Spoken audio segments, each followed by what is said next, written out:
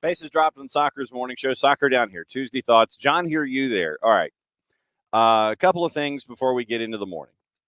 Once again, reminder, Thursday is going to be a best of day.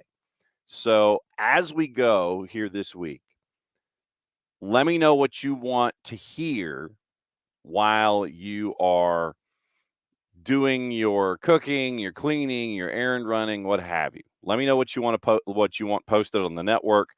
We've gotten some requests. Obviously, the MLS All-Star Game fix is going to get posted. We've got some requests for some soccer over there where we're discussing mascots and Bentner and the Cardis and all of that stuff. So if there's anything that you want in the rundown for Thursday postings for shows, let me know. Once again, let us know here in the Twitch pitch, and we'll roll through it. Let's see. So today's traffic, Maddie Cruz is coming in to vent her spleen in a little bit after the highlights and post. Bart Keeler coming in. We will discuss things from his perspective about what happened last night and obviously what's on your guys' minds this morning when it comes to what happened last night. And to Ricky's point, yes, Atlanta is home of soccer in the Western Hemisphere. We'll get into that a little bit, too, in news of the day. So Maddie will come in early, and she'll let you know, well, we'll go through what happened. She'll let you know what's on her mind this morning. Then she'll leave for a little bit. She'll come back. Bart comes in at 10:30. We'll see how much aspirin Bart has had since the match ended last night with the USMNT losing in Trinidad and Tobago, but advancing to the semifinal. Once again, we'll get into the highlights in just a little bit. So whatever is on your mind this morning, once again, news of the day. We'll get into all of that as we go here this morning. Let's see. So don't know, Michael. I would imagine so, that you wouldn't be announcing like Los Angeles and Miami and Atlanta just to get beginnings and ends if you weren't going to get a middle. But the final's going to be played at Hard Rock. Mercedes-Benz gets the first match. And, the announcement of the groups is December 7, I believe, in Miami. And CONCACAF, I'm sure, will let us all know what the groups are then. It's the 10 CONMEBOL teams, 6 teams from this hemisphere, and that'll get announced in short order. But we'll go over that announcement and all the news of the day. There's stuff with Tottenham, which makes me feel more and more like the Premier League is turning into the NCAA. We'll get into that. There's other things. So, yes, CONMEBOL decided to tease Copa America yesterday, saying Atlanta's getting the first match, Miami's getting the last match, LA's getting matches, semifinals. So we'll look at all of that stuff coming up in just a little bit. So, all right, let's get into last night. And I know that there's some of you that I'm quite sure, you got questions, you got things to talk about. You want to talk about it, go ahead and lay it out in the Twitch pitch because we'll roll through it. And Ricky, if Argentina's playing somebody here in the opener, could you imagine Argentina and U.S. at Mercedes-Benz? Just saying. All right, let's go through what happened last night in Trinidad and Tobago. U.S. loses 2-1. Here's your highlights of the match. And it's courtesy of our friends at Telemundo Sports. We're using their version because it gives us an excuse to hear Andres Cantor. And so let's – U.S. took a little while for the engine to turn over, but the U.S. gets the first goal on the board, and it's 1-0 at this point with this particular action, once again, courtesy of our friends at Telemundo Sports. Lo que pasa es que cuando Balogun se tira al costado como ahora, ¿ves? Pepi aparece. ¡Ah, qué buena gol!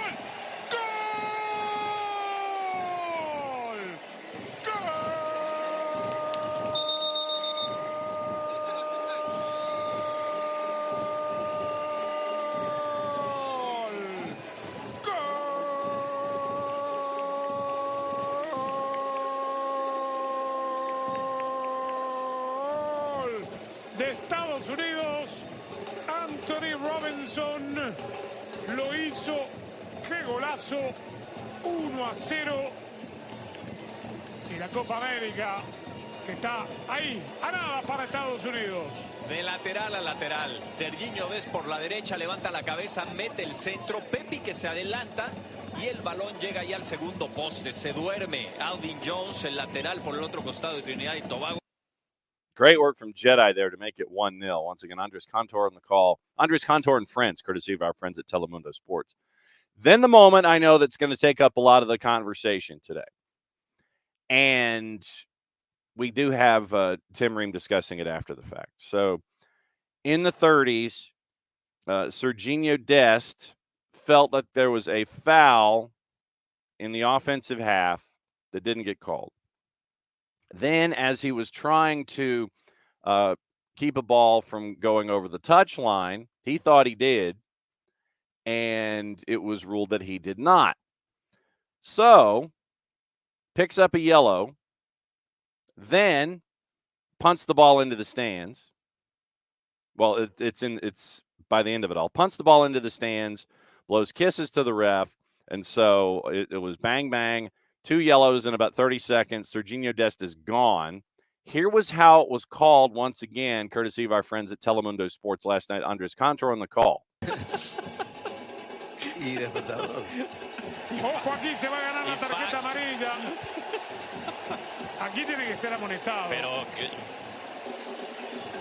¿qué tarjeta tanto? Y ojo que no le saquen la roja. Claro. Está caliente por aquella del que cobraron lateral cuando le pegaron a él. Ah, bueno, esta es doble amarilla. Si no la saca, el árbitro no puede dirigir nunca más. Le tiró un beso. Tiene que ser expulsado. Lo tratan de calmar los jugadores. Ahí está, doble amarilla. Muy bien Walter López. Pero muy bien Walter López. Una tontería, porque ahora no podrá jugar el próximo partido de este torneo, que es la semifinal de la Liga de Naciones. Por la reacción del público, quiero pensar que le mostraron la segunda amarilla. Quiero pensar eso. No es por esto. O sea, se enoja por la anterior, claro, la que él pensaba que era falta, pero sí se va. Sí, se va expulsado con doble amarilla y se va peleando con Matt Turner. Muy bien. Sí, se va peleado con todos porque lo están regañando. So basically what Andres Cantor and the crew were saying is they had better camera angles than the U.S. broadcast. And they caught it in quick succession that he picked up the second yellow. It was like, gets the first yellow, gets the second yellow. That means he gets the red and he's gone. Andres Cantor makes the point that Serginho Dest is out for the semifinal. Literally right there on the spot. I mean, Andres Cantor was on it. Serginho Dest not available for the semifinal. So it's 1-0 at that point. Then you end up 3 minutes later with this goal. Matt Turner beaten on the short side. U.S. down to 10. Once again, courtesy of our friends at Telemundo Sports. Mayúscula para un jugador que ya tiene un mundial encima. Ojo con esta de Carter Vickers. A nada de hacer penal. ¡Gol!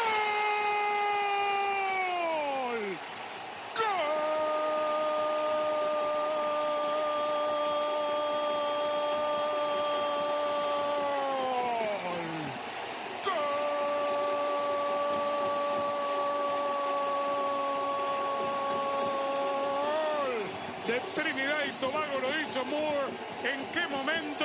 Justo cuando decíamos, menos mal que está 1-0 el partido. Mire aquí, a nada Carter Vickers de hacer penal. Brutal remate, le sacó las manos también el arquero Turner al remate. Lo empató Trinidad y Tobago. Es un golazo. ¿Sabes qué le pasa? Se resbala Turner. Cuando va a ir arriba, ahí vemos el pie derecho, cómo se le va, y eso ya le impide llegar un poco más arriba en una buena oportunidad. Así había que definirla, tenía ya poco ángulo. All right, so then 1-1, 3 minutes later, Matt Turner beaten to the short side, and it was, I mean, Moore had no space at all, gets it over the left shoulder on the near post, over Matt Turner, 1-1.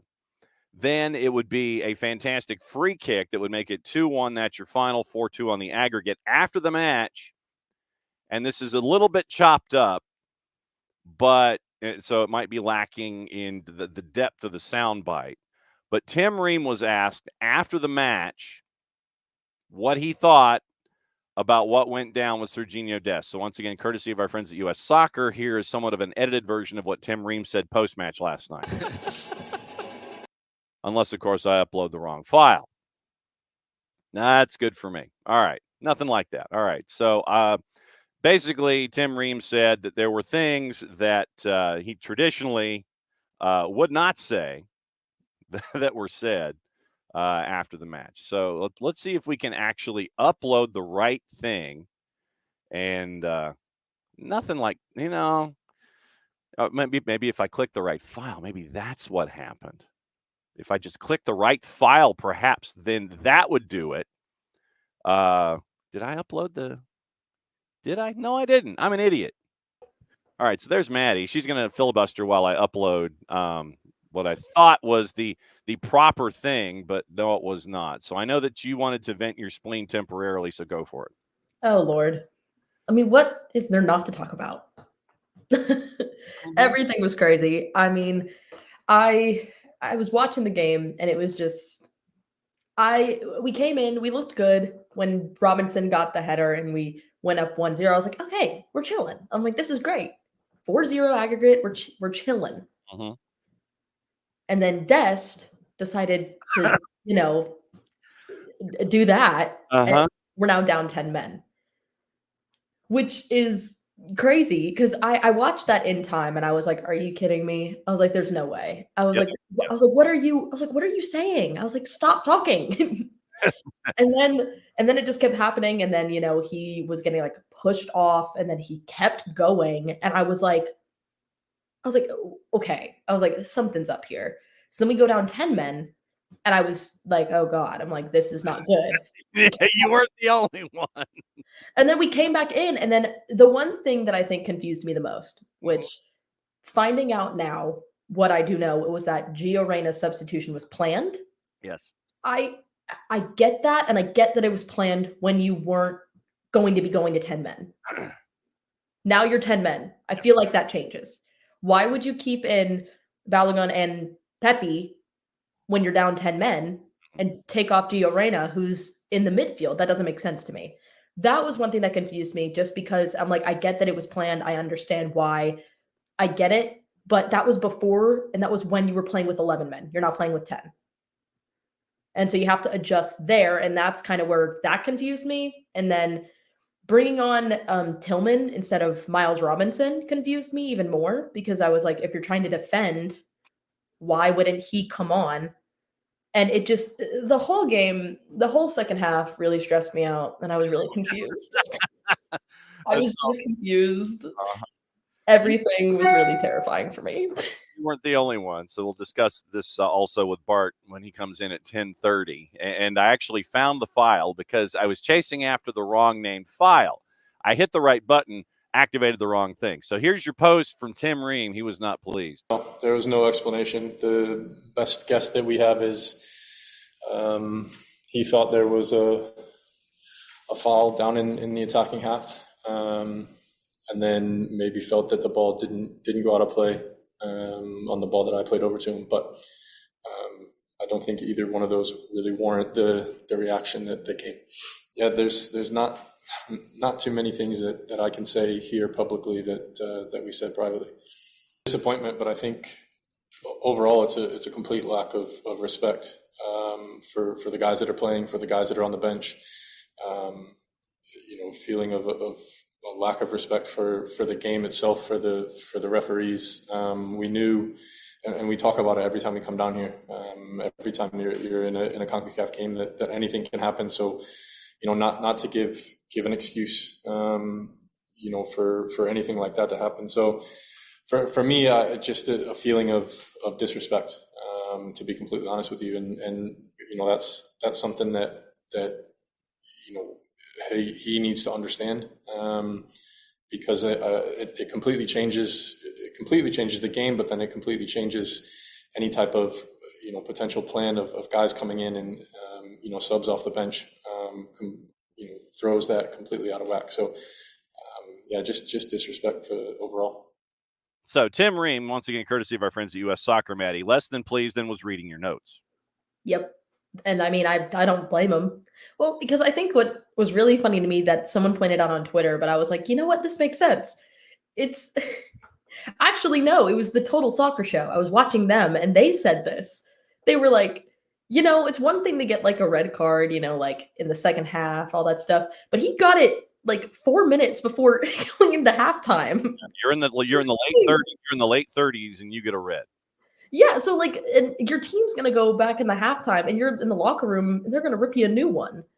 They Not to should. mention they were already doing it on the field too, Yeah. which I mean I would have done the same thing. I mean, I think what was so excessive to me about it was, he got the second yellow, then he got the red, and then he just kept going, kept like blowing kisses to the ref, kept saying stuff, and I was like, what is going on? And we know Sergiño Dest is a hothead. We know this. Like, this is nothing new. And I think the one thing that makes me mad though is, I mean, I'm seeing stuff on Twitter and on, Instagram, and people are like, oh, he should not be able to come up and play for the U.S. men's national team anymore. And I'm like, he's one of our best right backs. Like, he's one of our best. I know that this is definitely something that it's going to take time to learn from. I don't think it's warranting, like suspension completely. I think something he needs to grow from. He's a talented player, but I think he needs to learn to get his emotions under control. A friend of the show, Michael Parkhurst, on the 280 character app last night had two things to say. One, quote, one of the most selfish acts I've ever seen from a player, never mind an experienced USMNT player, period. Incredible. And the follow-up, once the video came out, and then, of course, it was eventually disabled in response to a report by the copyright owner. So you just have Michael's one-liner. It needs to talk to someone for real. Yep. I mean, I agree with them. I think it was very in the moment and everything else, it's a game where you were ahead 3-0 coming in. You were then 4-0. Mm-hmm. You allowed them to then score 2 to cut it in half. That moment, it should have, and we should not have lost that game last night.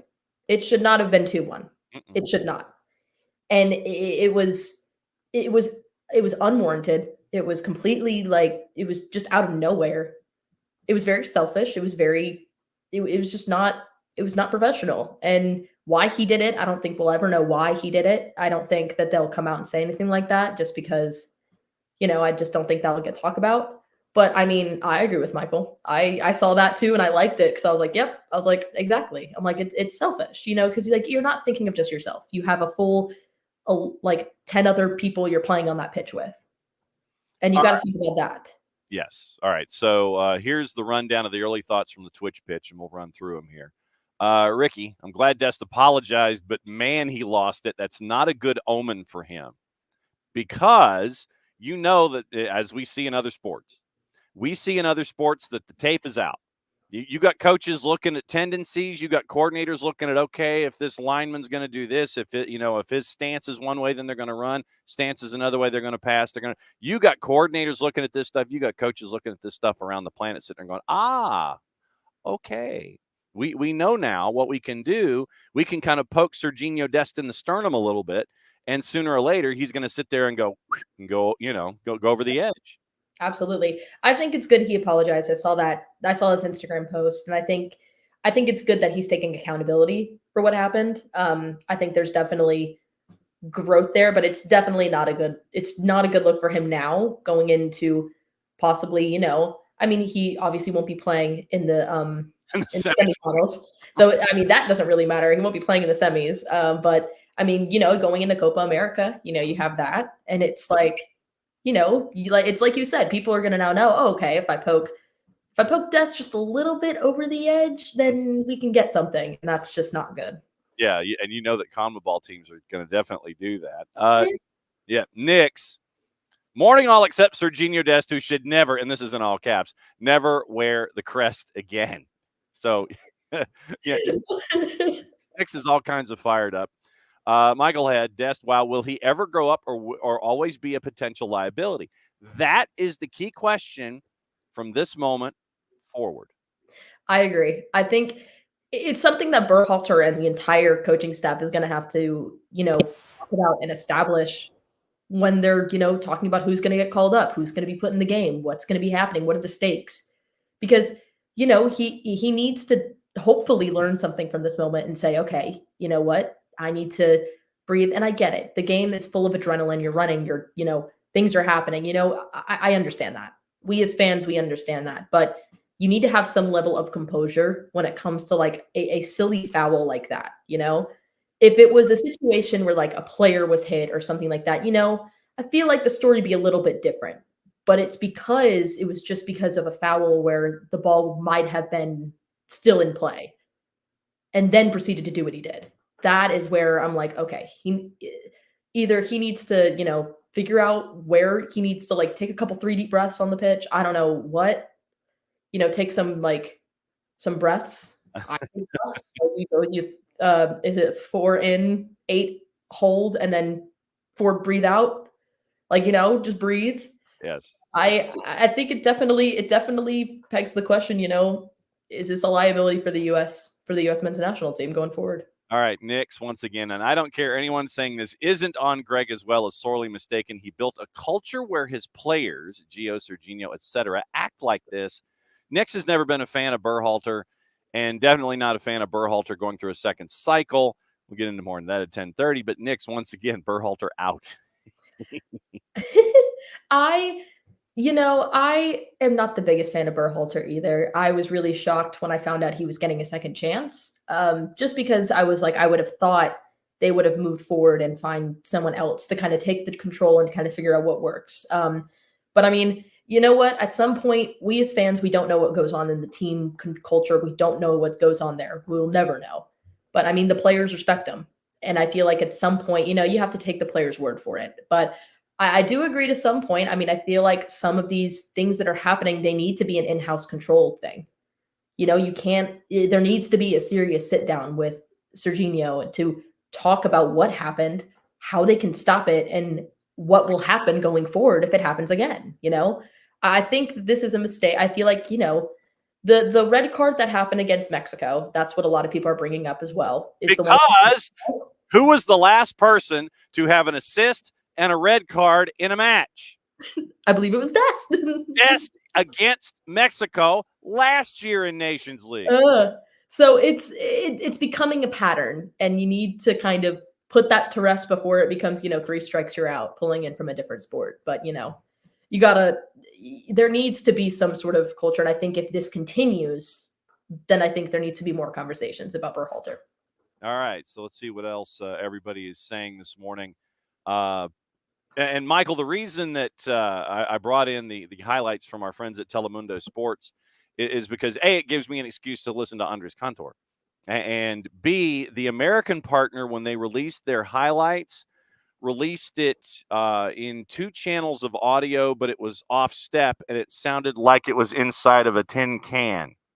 So we went with the cleaner audio, and we went with the legend Andres Cantor. That was why we went with our highlights from Telemundo Sports. Tafka, remarkably unpopular opinion. Dest's behavior is partially a Greg problem. Authority and respect at the top is lacking. You think this happens under a coach like Tata? Well, I mean, Tata had he had a team that was listening. It's just it was too old to try to do anything with El Tree. So Tafka's all fired up. Ricky, I mean, Greg's not blameless, but the players got to feel some of that too. Absolutely. I mean, we see it from all the other players. I mean, they're coming out and talking about it. They're not letting it slide. That's for sure. And I don't think they should. No. I think that they need to hold their player accountable. They need to sit down and be like, what were you thinking? Like, bruh, literally, bruh. Like, that's what I thought when I watched it. I was like, are you kidding? Like, I mean, I think a lot of people, like, I don't know. I agree with Reem. I think there's no explanation, really. You know, there's things that can't be said publicly or what privately was talked about either. But I mean, I would bet that, you know, Reem and Turner were one of the 2 people that were going in on Des in that locker room, and they should. So you're saying that Reem did, or at least you hope he did? From what he's saying, I'm pretty sure he did. Knicks. Greg has built the team where everyone is buddies with each other. No real competition for spots. Lack of composure over and over. Ooh. Yeah, like I said, Knicks has never been a fan of Berhalter, and he's more than happy to sit there and unload. Tafka, sure, it's more than just Greg, but Greg is part of the problem. Even simply a problem. Don't do 2 cycle hires. Correct. That's what a lot of us have maintained here on the network. 2 cycle hires. It gets the big family feud X in the middle of the screen. Not in favor of a permanent ban of Dest, but that should be it for his Nations League campaign. I agree. I think if he gets the chance to come into the final, I don't think he should. I think he should sit this one out and, come back later. All right. So Nick says, I just hate the whole idea that Dest is too good to send him on his way. That's not how this should work. He's clearly a liability, even when he doesn't get sent off. Yeah. It's a weird balance because, you have a player who is a hothead. And, I feel like we've seen this in other leagues as well. In other leagues, I was trying to think of an MLS player, but nothing's coming to me right now. But it's one of those things where it's like, there's a balance of like, there's this really good player who's doing a lot, who's getting assists, getting players into the box to score goals. But then you also have the other aspect of like, okay, he's getting goals, he's getting assists, but then, he's, possibly a detriment and, he's making these decisions and, not thinking clearly and is, getting cards. And I'm torn on it because in the moment I was very upset and I was like, he's done. I was like, over, done, over. And now thinking about it, like it's a really weird, it's like I'm playing devil's advocate here, but I mean, it could go either way. I don't really know where I stand right now. I'm like, I lean back and forth. I think he's a great player. I think if he gets his emotions under control, I think then we'll see that improvement. But I think if this happens again, I think then it's done. Also, to your point, Nix, once again, Greg got every sub wrong last night. Yep, I agree. That I agree with. Let's see. Tom Russo, the Airborne DJ. I'm sure I'm not alone in that I was literally yelling at the TV saying, "What are you doing? Shut up, you idiot." Yes, there's no words because I was sitting there and I was like, why are you still talking? I was like, leave. I was like, go. I was like, go to the locker room. I was like, you already got the red. Stop. Oh my gosh. It was so infuriating. I was like, stop talking. Oh my gosh. I was like, now I know like how my mom feels whenever I'm talking too much. And she's like, Maddie, please stop talking. I see. I don't know how things are in the Cruz household. I'll take your word when it comes to you and your mom. Tafka, there was, and it didn't. But the reaction was moronic. Completely agree with Tim Ream here. Seriously, sports psychology is needed for that kid. Nix, not a Winalda fan by any means, but he was talking the other day about road CONCACAF matches. The most important thing not to lose is not to lose your composure, if I could read English goodly. And this isn't even the opponent pushing someone to 2 yellows or a red. He was a freaking baby. He was a freaking baby.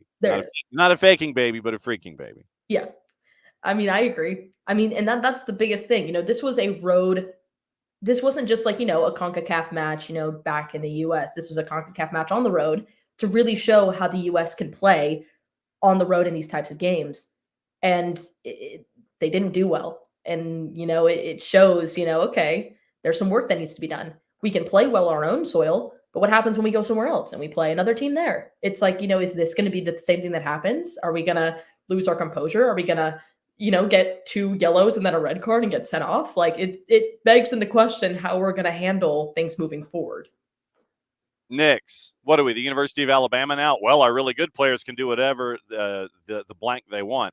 Actually, Nix, when it comes, and this is the OSG sports side of things, this is the review in the college football channel. At Alabama, you never hear about anything that might be untoward. It is locked down because if there's anything that ever happens, we don't hear about it outside Tuscaloosa. Nope. Outside of that campus at UAT, we hear nothing about it. It would be Tennessee. Mm-hmm. It would be, what we hear. I mean, look at, I think our friends at Every Day Should Be Saturday with the Fulmer Cup, and traditionally, and other talk show hosts have mentioned this as well, is that there is an inverse proportion from the talent of your team and the amount of trouble they get in. So the more talented your team, the more trouble they get in, but they're still very successful. So I see where Nix was going here with this, but yeah. Specifically in Tuscaloosa, you hear nothing. Nick Saban locks it all down. Oh, yeah. You hear nothing about players going sideways. You hear coaches, but not players. Yep. Nix, Nope, go away, never come back. Ricky, he should take a sabbatical, but never to play again is a little extreme. I agree. And to Ricky's point, he mentions Ricky had a timeline. Here we go. Should only be in friendly camps between now and 26. He's got to have the chance to show he can be trusted if he has any ideas of playing in 2026.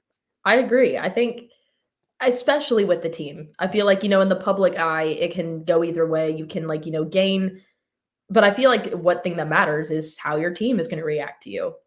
It's like when you're the one that's seeing them in practice every day, you can go on Twitter, you can silence notifications, you can delete your Instagram, you can delete all of that stuff, but you get to see your teammates every day. Mm-hmm. And it only depends on what they see there. Now, again, we can talk about the whole Gio Reyna situation too, and how that kind of played out. Now he's playing well. There's that good chemistry there. I mean, it's a weird line, and I think it's going to take a lot for them to trust him again. But I think with the ability and the players that we do have on the team, I think it's possible. But I mean, I would agree. I think he definitely needs to take some time away before he can even think about coming back into play for the World Cup. You're in timeout, sir. Timeout. Sit in the corner. Sit in the corner. The permanent banning issue from Tafka. Lifetime suspension for a suspension. See, this is when people type quickly in the Twitch pitch, and I'm trying to sort through it and retranslate. A lifetime suspension for a non-violent stupid moment on the field seems so heavy-handed. I mean, really, if that were the case, Dempsey'd get the same for his notebook mishap. True. Yeah. True. I feel like there's players that I think it goes to say this is a game that's full of adrenaline. You're running, you're doing a lot of things. A lot of silly mistakes happen all the time. Now, I'm not trying to defend Dest in any way. What he did was, other words, stupid. He should not have done it. But I think in comparison to other U.S. men's national team legends and what they've done as well, I feel like there's some hothead moments, and I think that's going to happen, but I think it's the accountability and how to move forward from it is really going to be the test if he's going to learn from that mistake. Yep. Tafka, everybody's discussing banning and having him go sit in the corner. It should factor into how often he starts and is relied upon, but banning the player permanently for what's likely another 12 or 15 years. He thinks it's silliness. Yeah, mm-hmm. Ricky's like, you got to commit a serious crime most likely involving balance to get a permanent ban or something like that. But Tom Russo, hey, but if this makes the Fed rethink the hire and 3GB goes, then he's good with it, LOL. Then Ricky, can we retroactively ban Jermaine Jones then? So I see where everybody's going this morning with this. Yeah, and then ropes. Miazga. That's all you Matt Miazga. Michael Head, he was loaned out from Barcelona to AC Milan, where he's played 8 matches. And it was a loan option to buy for 20 million euro back in September. And now he has been loaned out to PSV. So there's your Serginho Dest update. Tafka, here's how I'd handle it. No further call-ups for Nations League. Can be call-up for friendly. Set up some expectations. If he mouths off to a ref or commits a mental hothead card, I feel like I should hang on to Tafka's paragraph, like right here. Like the old thing where you're hanging over the edge or something? Or like... Yeah, exactly. Mental hothead card, even just a yellow suspension reinstated for all of 25, and that rule would be in place for all of 25. No mental behavior errors for a calendar year. So that is what Tafka thinks. Obviously, keep loading us up in the Twitch pitch, whatever's on your mind. Maddie, you are coming back at 10:30 to assist with the inquisition of Bart Keeler, correct? I am. And I am. We will discuss things with Bart. We'll see how angry he is, at 10:30. And we'll discuss the men's match, the women's roster, the IFAB discussion that apparently is going on today, the Wenger rule and offsides, and maybe a little reffing down here. So what is the drink of choice? Oh, so it is a grande iced white mocha latte with a pump of cinnamon dolce. That's a lot of stuff. It's a lot, but it's really good. Okay. So continue consuming, and we will catch up with you in a little less than an hour. Awesome. I'll be back. All right. Maddie Cruz hanging out with us. And so Maddie's getting reps, and she's yelling. She's vented her spleen appropriately. And so now she'll be back at 10:30 to assist with Bart when we have reffing down here a little early. And day early, and we'll discuss with Bart what he thinks, and we'll find out about the eggnog martinis and see if he partook in those yesterday, as folks were looking at what we saw with the men's national team. Michael, yeah. Michael, I feel like, the what is it? The comedy tour should be sitting on a stage. You've got Bill Engvall and Ron White and Larry the Cable Guy and Jeff Foxworthy. They're all sitting there. They're all sitting on stage. Some kind of stupid to have so much talent and be so dumb on the pitch. Here's your sign. I mean, legitimately. After that last night, Tim Marine basically saying, yeah, there were some things that we could say behind the scenes, but not here. And apparently, Dest did apologize at the half for his outburst, but it's understanding the consequences of your actions going in. And that, once again, the biggest thing, you go into that kind of an environment, folks know that they can poke you in the sternum and send you over the edge. Or if they know that, if you can kind of get jostled and just kind of knocked off your pins a little bit, and things aren't going your way when it comes to perceived infractions that you believe should be called. The ref's not calling things your way. You're getting bumped around. Folks are being physical. You know that you can get knocked off your game. Folks are going to do it. Tape's out. It's like once a year this seems to happen with Serginho Dest. Assist, red card. He's this close to the Gordie Howe hat trick. Actually, it would have to be a fight and a goal. So it would have to be a quad he did the home run in soccer. But yeah, so that's where we are. Bart Keeler coming in at 10:30 to discuss. Obviously, we've got news to talk about. Yes, Abby, indeed. Morning, Abby sending her regards, missing us all. Yes, what Dest did was stupid. Absolutely it was. Absolutely stupid. Stupid to the nth degree. Stupid to infinity.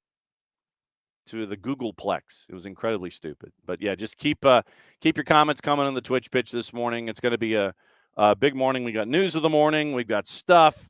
The U17s, bit of a shocking loss very, very early this morning. They lose 3-2 on a late goal after coming down 1-0 and 2-1 in the round of 16.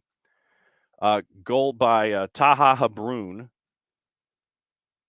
in the 24th minute. Rebound in the penalty area. David Vasquez, a free kick in the 80th. But Balil Yalcinkaya came off the bench in the 86th, scored the winner a minute after what was shot to a sharp angle. And this is Paul Kennedy's report from Soccer America, playing Spain in the quarterfinals. We'll discuss this with Bart as well. 19 U17 World Cups, 18 appearances in the U17 World Cup, 10 appearances in the knockouts, 2 U.S. wins in the knockout stage. So they exit the U17 World Cup, dropping a 3-2 decision to the European champs. Despite missing 3 players due to suspension, U.S. played their strongest match of the tourney, basically 2-1 in possession. Best stretches came when it controlled tempo of play, combination play, undone by poor mid-range and long passing that played into Germany's counterattacking strategy. The U23 friendly, by the way, is going on right now, should be at the half. No CONCACAF teams left in the tournament. Mexico lost to Mali 5-0 back on Tuesday. Your lineup was Bodri Verhoeven, Hawkins, Soma Harangi, Matthew Corcoran, Taha Habrun, Medina, Berkimas for Crown Legacy, 15 years old. Miller and Figueroa. Subs were Reed Brown, Morales, Jameson, Vasquez, and Burton. And so the U.S. is out in the round of 16 on a late goal to Germany, losing that one by the score of 3-2. Panama put the pedal down, by the way. They swept past Costa Rica, no problems there. And so that's your international update. Like I said, we'll catch up with Bart at 10:30. We'll discuss men's, women's roster, U17, reffing down here. Maddie comes back, and we'll discuss all of that stuff there. Ricky, spot on the Copa roster is firmly in question. Once again, keep all this stuff coming. We'll add to this and have this as a part of the discussion. If I miss something, bring it back up at 10:30, and we'll discuss with Bart when he drops by. Tom, lost my cool in a high school match once and pushed a kid. It's the only red card I ever got. My dad happened to be at that game. Only red I ever got. Learned how to channel frustration from that point on. Ricky, how funny will it be if Mexico has to go the loser's path to Copa and doesn't make the Nations League semifinals? That would be crazy because tonight, and this is the one that we have to pay attention to, like I said, Morocco and the U.S. in the international friendly, that's going on right now. Doubleheader tonight, Canada hosting Jamaica at BMO in Toronto in Nations League. Mexico hosting Honduras at the Azteca. Makes you wonder, and once again, 9:30 kick, makes you wonder what Honduras's philosophy is going to be. They're going to come in, just kind of sit there and believe that the ball has cooties, kick it long, and have Mexico do all the work. Got to come back from 2. So we'll see what happens with Mexico. U.S. advancing to the games in Dallas in the semifinals in March. Unfortunately, it will not be with Sergiño Dest in the semifinal because he had a fit of, I don't know what you'd call it, but, it was just a fit. I mean, and literally as we go through this, yes, he was upset about something that happened up the wing in the attacking half. Yes, he was upset about thinking that he saved the ball going over the touchline and the AR saying that he didn't. But punting the ball and then blowing kisses. Yeah. I mean, descent, and a triple. That's what you're staring at. So descent and a triple when it comes to Joker's Wild and our friend Sergiño Dest. Brooks Lennon rubbing his hands together, according to Jason Nix. Watching Dest last night, he was hoping he gets a shot he can put in the same cross as defend better. Sure, he's not dribbling anyone, but Ricky, they got to CONCACAF it up, meaning what we're seeing tonight, the late game. Nix, Scally's not that much better than Brooks, marginally maybe. Ricky agreeing, should have got a look before this, but yes, Brooks should get called in, and everybody's like, I don't get it.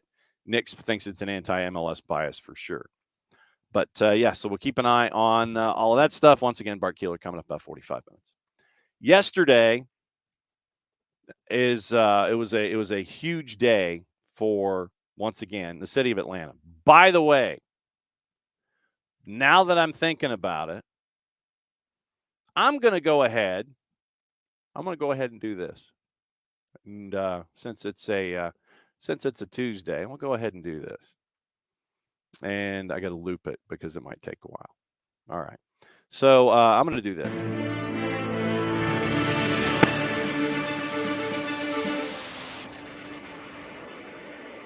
This is what happens when you don't have an afternoon drive show. U.S. Copa America 2024.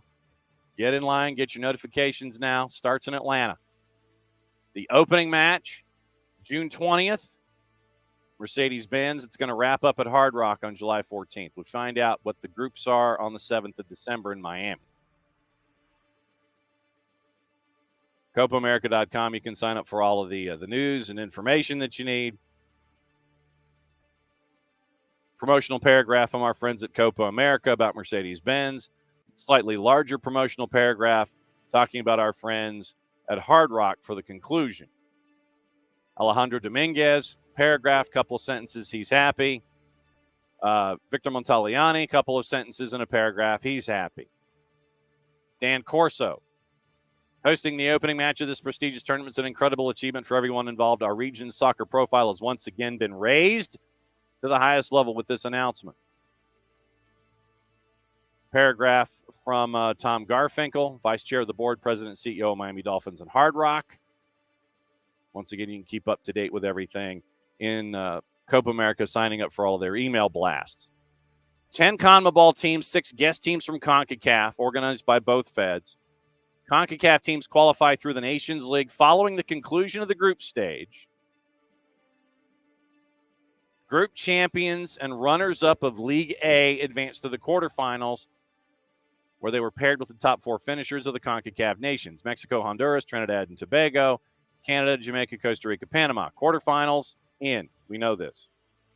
So the other 2 CONCACAF participants confirmed after a play-in between the losers of the quarters. The play-in will take place in March. The continent vibrates. So, vibra el continente. Because of this, and the United States being, coming everybody here to this particular part of the country, I'm going to show you something. All right. So, I know this will work for the TV side of things, but I don't know how well it's going to work for the audio side of things. So, I'm going to have to describe it. Maxing out my headset length as far as I can. You might remember one of our previous scarves that we had, or scarves. The Soccer Down Here scarf. Atlanta is American soccer. The quote from Vic Crow back in 1968. You remember this scarf? As I continue to flip it over. Yesterday, today, always. All right. So this scarf is being reissued. I'm making the announcement now. If you don't have it, we're reissuing it. Reach out to us. DM us. You can text me. We're reissuing it. 25 and 5 shipping. We're reissuing the Atlanta is soccer scarf. The Soccer City scarf with the Vic Crow quote is being reissued for the holidays. So I'm taking pre-orders. Once again, 25 and 5. Think about the holidays. Hopefully, I don't know. They're maybe the new year. I'm hoping it gets here in time for Christmas. But it's being reissued. So you missed out the first time. You can get it the second time.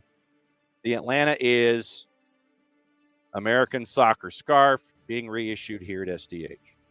So that's your public service announcement for the morning.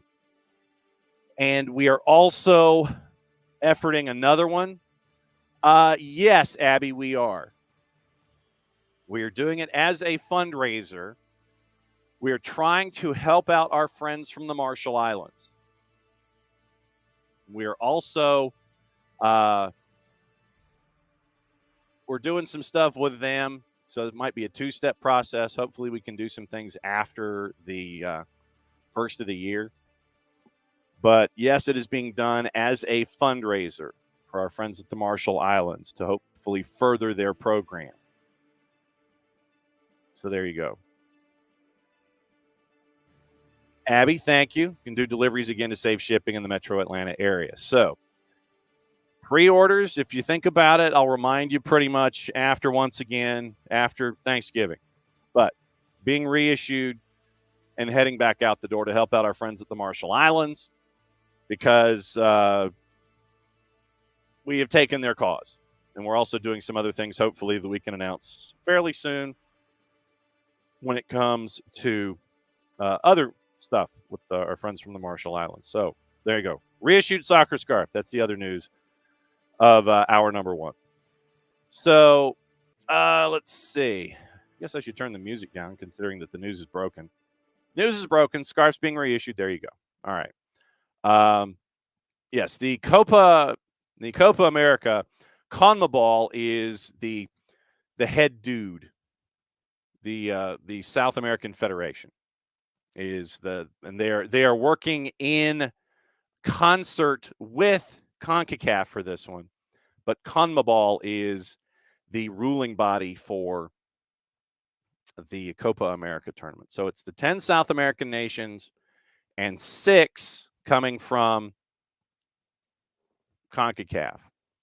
Starts in Atlanta, June 20th, ends in Miami, July 14th. Groups will be announced December 7th in Miami. There will be pomp and circumstance, and it's probably going to be shown live on 2 to NA, that kind of a thing. So, yes, thank you, Abby. Yes, it's still a CONMEBOL event. They ran the Copa America Centenario. Just getting to the point that they will control tickets. So, again, season ticket holders probably won't get any dispensation. SDHers might not get special dispensation either, but we'll see. So, yeah, that's your Copa America update. Very, very cool that's coming to town. What do you want to bet Argentina? Something like Argentina and the United States. What do you want to bet? Argentina and the United States. That wouldn't suck. Also, let's see. So we've got to go through what happened in the Euro yesterday. There was a moment after what we talked about yesterday involving Alexander Sefrin yesterday. We had a moment in the Euros. So we'll go through what happened in the Euros yesterday. NWSL is starting their roster changes. And so we'll get into that. And the colleges are also getting into their new rounds as well, heading into the holiday weekend. Close loss for Columbus State in Division II. North Georgia got knocked out in the second round, I believe. And the University of Georgia had to go to extra time before losing to Clemson in Division I. So we'll go through all of that if we have time coming up in the time in between. And then what we will do is get you squared away once again before 10:30. Another team is being released in the Super League. It is in Fort Lauderdale. So if you missed the Christina Uncle interview that we did last week about her franchise in Tampa Bay, Fort Lauderdale now being added also into the USLS for 25. So very, very cool stuff that is there involving that. Now, there was something that I saw, and I was like, really? Seriously? Yes. When is the Premier League turning into the NCAA? Seems like it's getting there sooner and sooner and sooner. So get this. This is from our friends at TalkSport. Spurs are facing serious allegations of breaching transfer rules during Jermaine Defoe's move to Portsmouth. In 2008, The Times claims new evidence that shows Spurs dealt with an unlicensed agent while agreeing to sell Jermaine Defoe to Portsmouth for £7.5 million back in January 2008. No action was taken by the FA at the time, but it's understood the governing body are prepared to review the allegations. 2008. 15 years ago. 15 years ago. No action taken. Understood the governing body prepared to review the allegations. Breaches of FA agent rules have previously resulted in points deductions, transfer bans, and suspensions for club officials. Quote, the case was heard by an independent arbitration panel 15 years ago, spokeswoman for the FA said. Continuing quotation, the FA was not a party to the arbitration. It's unclear how much information was shared with the FA at the time, and no disciplinary action was taken. If there is new evidence, which was not available at the time and which suggests serious breaches of our rules took place, we will review it. Allegations over Defoe's move to Fratton Park first raised by agent Sky Andrew after he was dropped by the former striker who claimed to represent him in the deal. The Times claims in their article, at the arbitration hearing over the Defoe transfer, the panel found that Mitchell Thomas, the former West Ham United and Tottenham player, and an unlicensed agent was the central figure in the deal. Thomas was named by the FA in 2008 on a list of agents who'd been operating in football without a license. It was also heard that Levy enlisted the services of Stuart Peters, an agent who was licensed to act for Tottenham, but that a representation contract required under FA rules did not appear to be in place. Levy agreed to pay Peters around $1 million for his role in the £7.5 million transfer. At the time, Defoe had a representation contract with Sky Andrew, led to an arbitration because Sky was of the view that Defoe was in breach of his contract because a footballer cannot use his agent if he basically does a negotiation himself. Basically helped broker the deal, involved in dealing with Spurs, with Daniel Levy, Ari Redknapp. Rules are in place to protect. Matt Lawton has big quotes. And, wow. Defoe's former agent, Andrew, questions the lack of action from football's governing bodies. Of course you do. So the Times went full-blown investigation. And now you're staring at a possible new investigation from the FA. Congratulations. 15 years. 15 blanking years. Kidding me. Everybody's turning into the damn NCAA all of a sudden. Yesterday in the Euros, we mentioned that moment with where Alexander Sefrin said that basically the world would be better if Italy was a part of large tournaments. And I think that Italy will beat Ukraine, basically was what he said yesterday. You had a moment. And it was a scoreless draw, 90+3. Mykhailo Mudryk is taken down inside the penalty area, no call. Could have gone either way. I think that Mudryk was trying to accentuate the contact more than anything else. I mean, you could have made the call as you look at it. If it had gone to VAR, you probably would have been looking for something and made the call. But Mudryk goes down, no call is made, and no penalty is taken. Goalless draw, Italy advances. Obviously, Ukraine is pissed, now on more than one level, because now you can add the black helicopters to the Mitch. But yesterday, Albania and our buddies from the Faroe Islands goalless. Czech Republic 3-0 on Moldova. North Macedonia and England tied at 1. Everybody apparently made it out healthy. Northern Ireland beat Denmark 2-0 at a plus 426. San Marino scored. San Marino blank and scored. And apparently they have now scored 3 goals in their last 3 matches, which accounts for more than 10% of the goals that they've scored in the last decade or two. So San Marino is turning into an offensive juggernaut in the Euros. Good on them for scoring. They were a plus 29-27 underdog in the composite, obviously. But it was late. They were down 2-0, got a late goal, make it 2-1 as they were chasing the match. Slovenia beat Kazakhstan at a minus 222, and Ukraine and Italy, we talked about that one, at a plus 276. Goalless draw. So that means with E, F, G, and H done,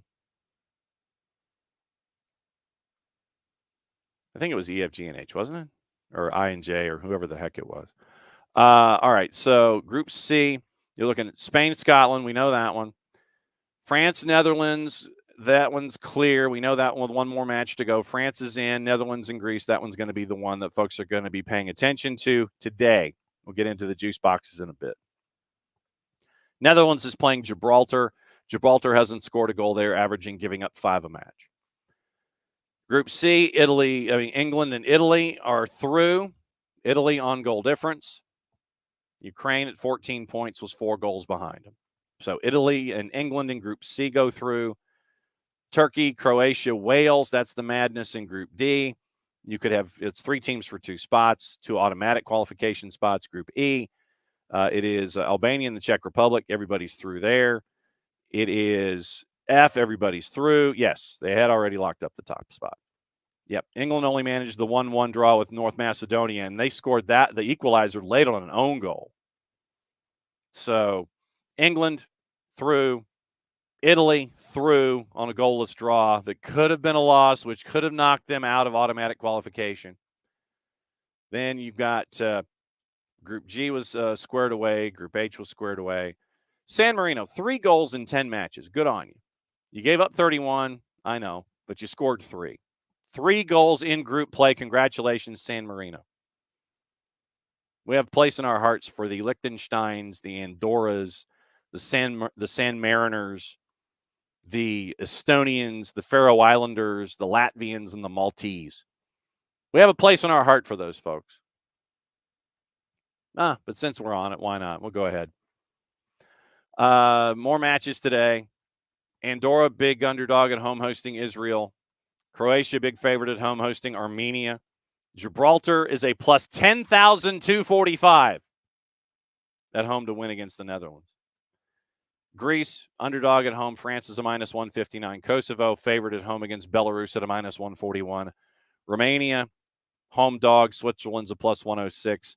Wales hosting Turkey. Wales is a home favorite at a plus 154. And since we're there, we'll go through all the soccer on the tube. Yes, I am saying there's a chance, Knicks. The Germany-USA match, once again, 3:30 this morning. All the U17 stuff's already done. Brazil-Argentina's on Telemundo tonight. The Rumbo al Mundial, their coverage, 7:30. Brazil-Argentina, go watch it. To the NA Unimas, simulcasting Mexico and Honduras tonight. Once again, Mexico has to come back from a 2-goal deficit. Universo simulcasting Brazil and Argentina as well. So you have Telemundo and Universo on Brazil and Argentina. Fanatis, it's pay-per-view. It is not the normal service that you would get if you subscribe to Fanatis at fntz.co/soccer down here, where you could get CDO, Nuestra Tele, TIC, For the Fans, all the BNs, and activity down south in the Sudamericana and the Libertadores play. This is pay-per-view in addition to Paraguay, Colombia, Ecuador, Chile, Uruguay, Bolivia, Peru, Venezuela. We'll go over the numbers in a bit. FIFA Plus is going berserk today with the AFCON. They had 6 matches at 8 o'clock this morning. They'll have 6 more at 11 o'clock this morning as we're getting off the air. And then 3 at 2 o'clock this afternoon. So AFCON is blowing up today at FIFA Plus. I'm sure that there's probably some of it's going to be available on Fanatis and the BNs as well. Fox Soccer Plus, Croatia, Armenia is on at 2:45. Fubo 2 has both Greece, France, Andorra, and Israel. Paramount Plus, CONCACAF Nations League play starts at 2 o'clock and goes all the way till 9. They've also got Canada and Jamaica at 7:30 on Paramount Plus. Pay-per-view is Ecuador and Chile. Telemundo app had all of your round of 16 stuff from the U17s this morning. The USA-Morocco friendly is going on right now at ussoccer.com. VIX has 7 of the Euro 2024 matches going on in Brazil-Argentina tonight. So tomorrow morning, as you are working your way through. We'll get into that in a sec, Ricky. Thank you for the heads up.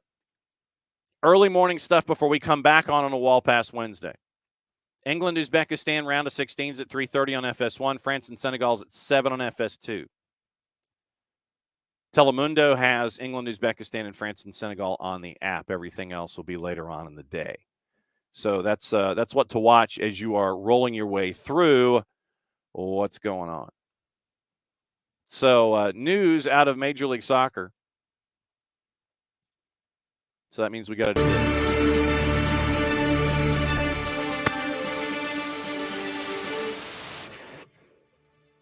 That was loud. Major League Soccer announced that Pat Noonan is the Siggy Schmidt MLS Coach of the Year, becoming the first in club history to capture the award. Considering the previous iterations of FC Cincinnati. Yeah, that should be the case. I wouldn't think you would give the Wooden Spoon winners the Coach of the Year award, but okay. Pat Noonan earns his first career Coach of the Year honors after leading FC Cincinnati to the Supporters Shield. You get the Captain America Shield. You get the award. Quoting Major League Soccer, at least paraphrasing it, Cincinnati tied for the 4th most points in a single MLS season. The most since the Revs set the MLS record was 73 in 2021. Club also became just the 9th team in league history to win at least 20 games in a single season, excluding the shootout era, including a league-high 13 home matches in 2023. Cincinnati won their first 10 matches at home to start the season, concluded 13-2-2 at TQL, 41 points at home, tied for the 4th most points in a season at home. 13 home wins were tied for the 2nd most in league history. And once again from the league, FC Cincinnati also excelled during close games in 2023.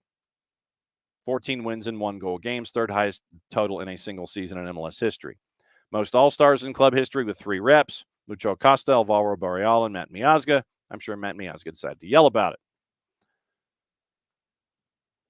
But yeah, I love the headline. I love the headline here.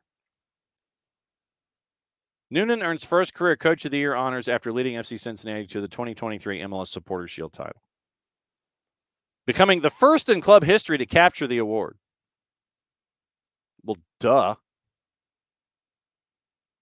I don't think Jaap Stam was going to be doing it. Yes, Abby, please feel better. Been sick since Nix has been sick since Friday. Abby's getting sick heading into the holidays. Hubby loves carrot cake. It's on his birthday, and his birthday's on Turkey Day. Wow. Okay. Making turkey dinner will be a big accomplishment. But, yeah, it's I know. Tom, maybe someday we'll have a Coach of the Year candidate. Just because you don't win an award doesn't mean that there isn't quality. You don't have to win awards all the time to sit there and look at success. I'm not specifically talking about Atlanta United, Tom. I'm just talking in general. Ben Olsen, honestly, Ben Olsen should have been getting consideration here. I know that, look, those of us here would sit here and say probably in order that it would be Olsen, Carnell, Noonan, something in that. We would be giving Ben Olsen far more credit than apparently he was getting from all of the votes and the voting. So here's your vote rundown, by the way. And Wilfred Nancy should be a part of the discussion too. Now, this is what's really going to piss me off, because I'm going to read these results, and this is just stupid. I know at some point we probably should have Glenn Davis on. So Pat Noonan gets 41% of the player vote. He was number one. Second, a close second in the media vote to Bradley Carnell. 56% of the club vote to average 45% of the vote going to Pat Noonan. Bradley Carnell, second in the player voting at just under 24%. First in the media voting at just under 40%. Second in the club voting, distant second. Once again, Noonan got more than half of that. He got a majority of the club vote. Bradley Carnell, second at 19.5%, so he finishes at 27.78%. Wilfred Nancy was third. 16.77%, so distant third in the player voting. Horrifically distant third in the media voting at 8.67%. And 10 percentage points behind Bradley Carnell to finish third at 9.76%, aggregate 11.73%. How in the ever-loving blue hell do you have a team in the Western Conference semifinal? Western Conference semifinal, that means that there's 4 teams left. 4 teams left in the Western Conference. Considering everything that happened in Houston last year, all the turnover, new ownership, coaching change, player change, trying to bring folks in, trying to make sure that Ache doesn't leave. Next time we have Nico Moreno, obviously we'll talk about this. But there are 4 teams left in the Western Conference. Peter Vermes, Kansas City. Steve Cherundolo in LAFC. Brian Schmetzer in Seattle. Ben Olsen in Houston. Kansas City, as a play-in team, knocked out St. Louis in the opening round of their tournament. First appearance in round of 8, St. Louis disappears. Bradley Carnell finishes second in the voting. Ben Olsen does not finish top 3, and his team won Leagues Cup.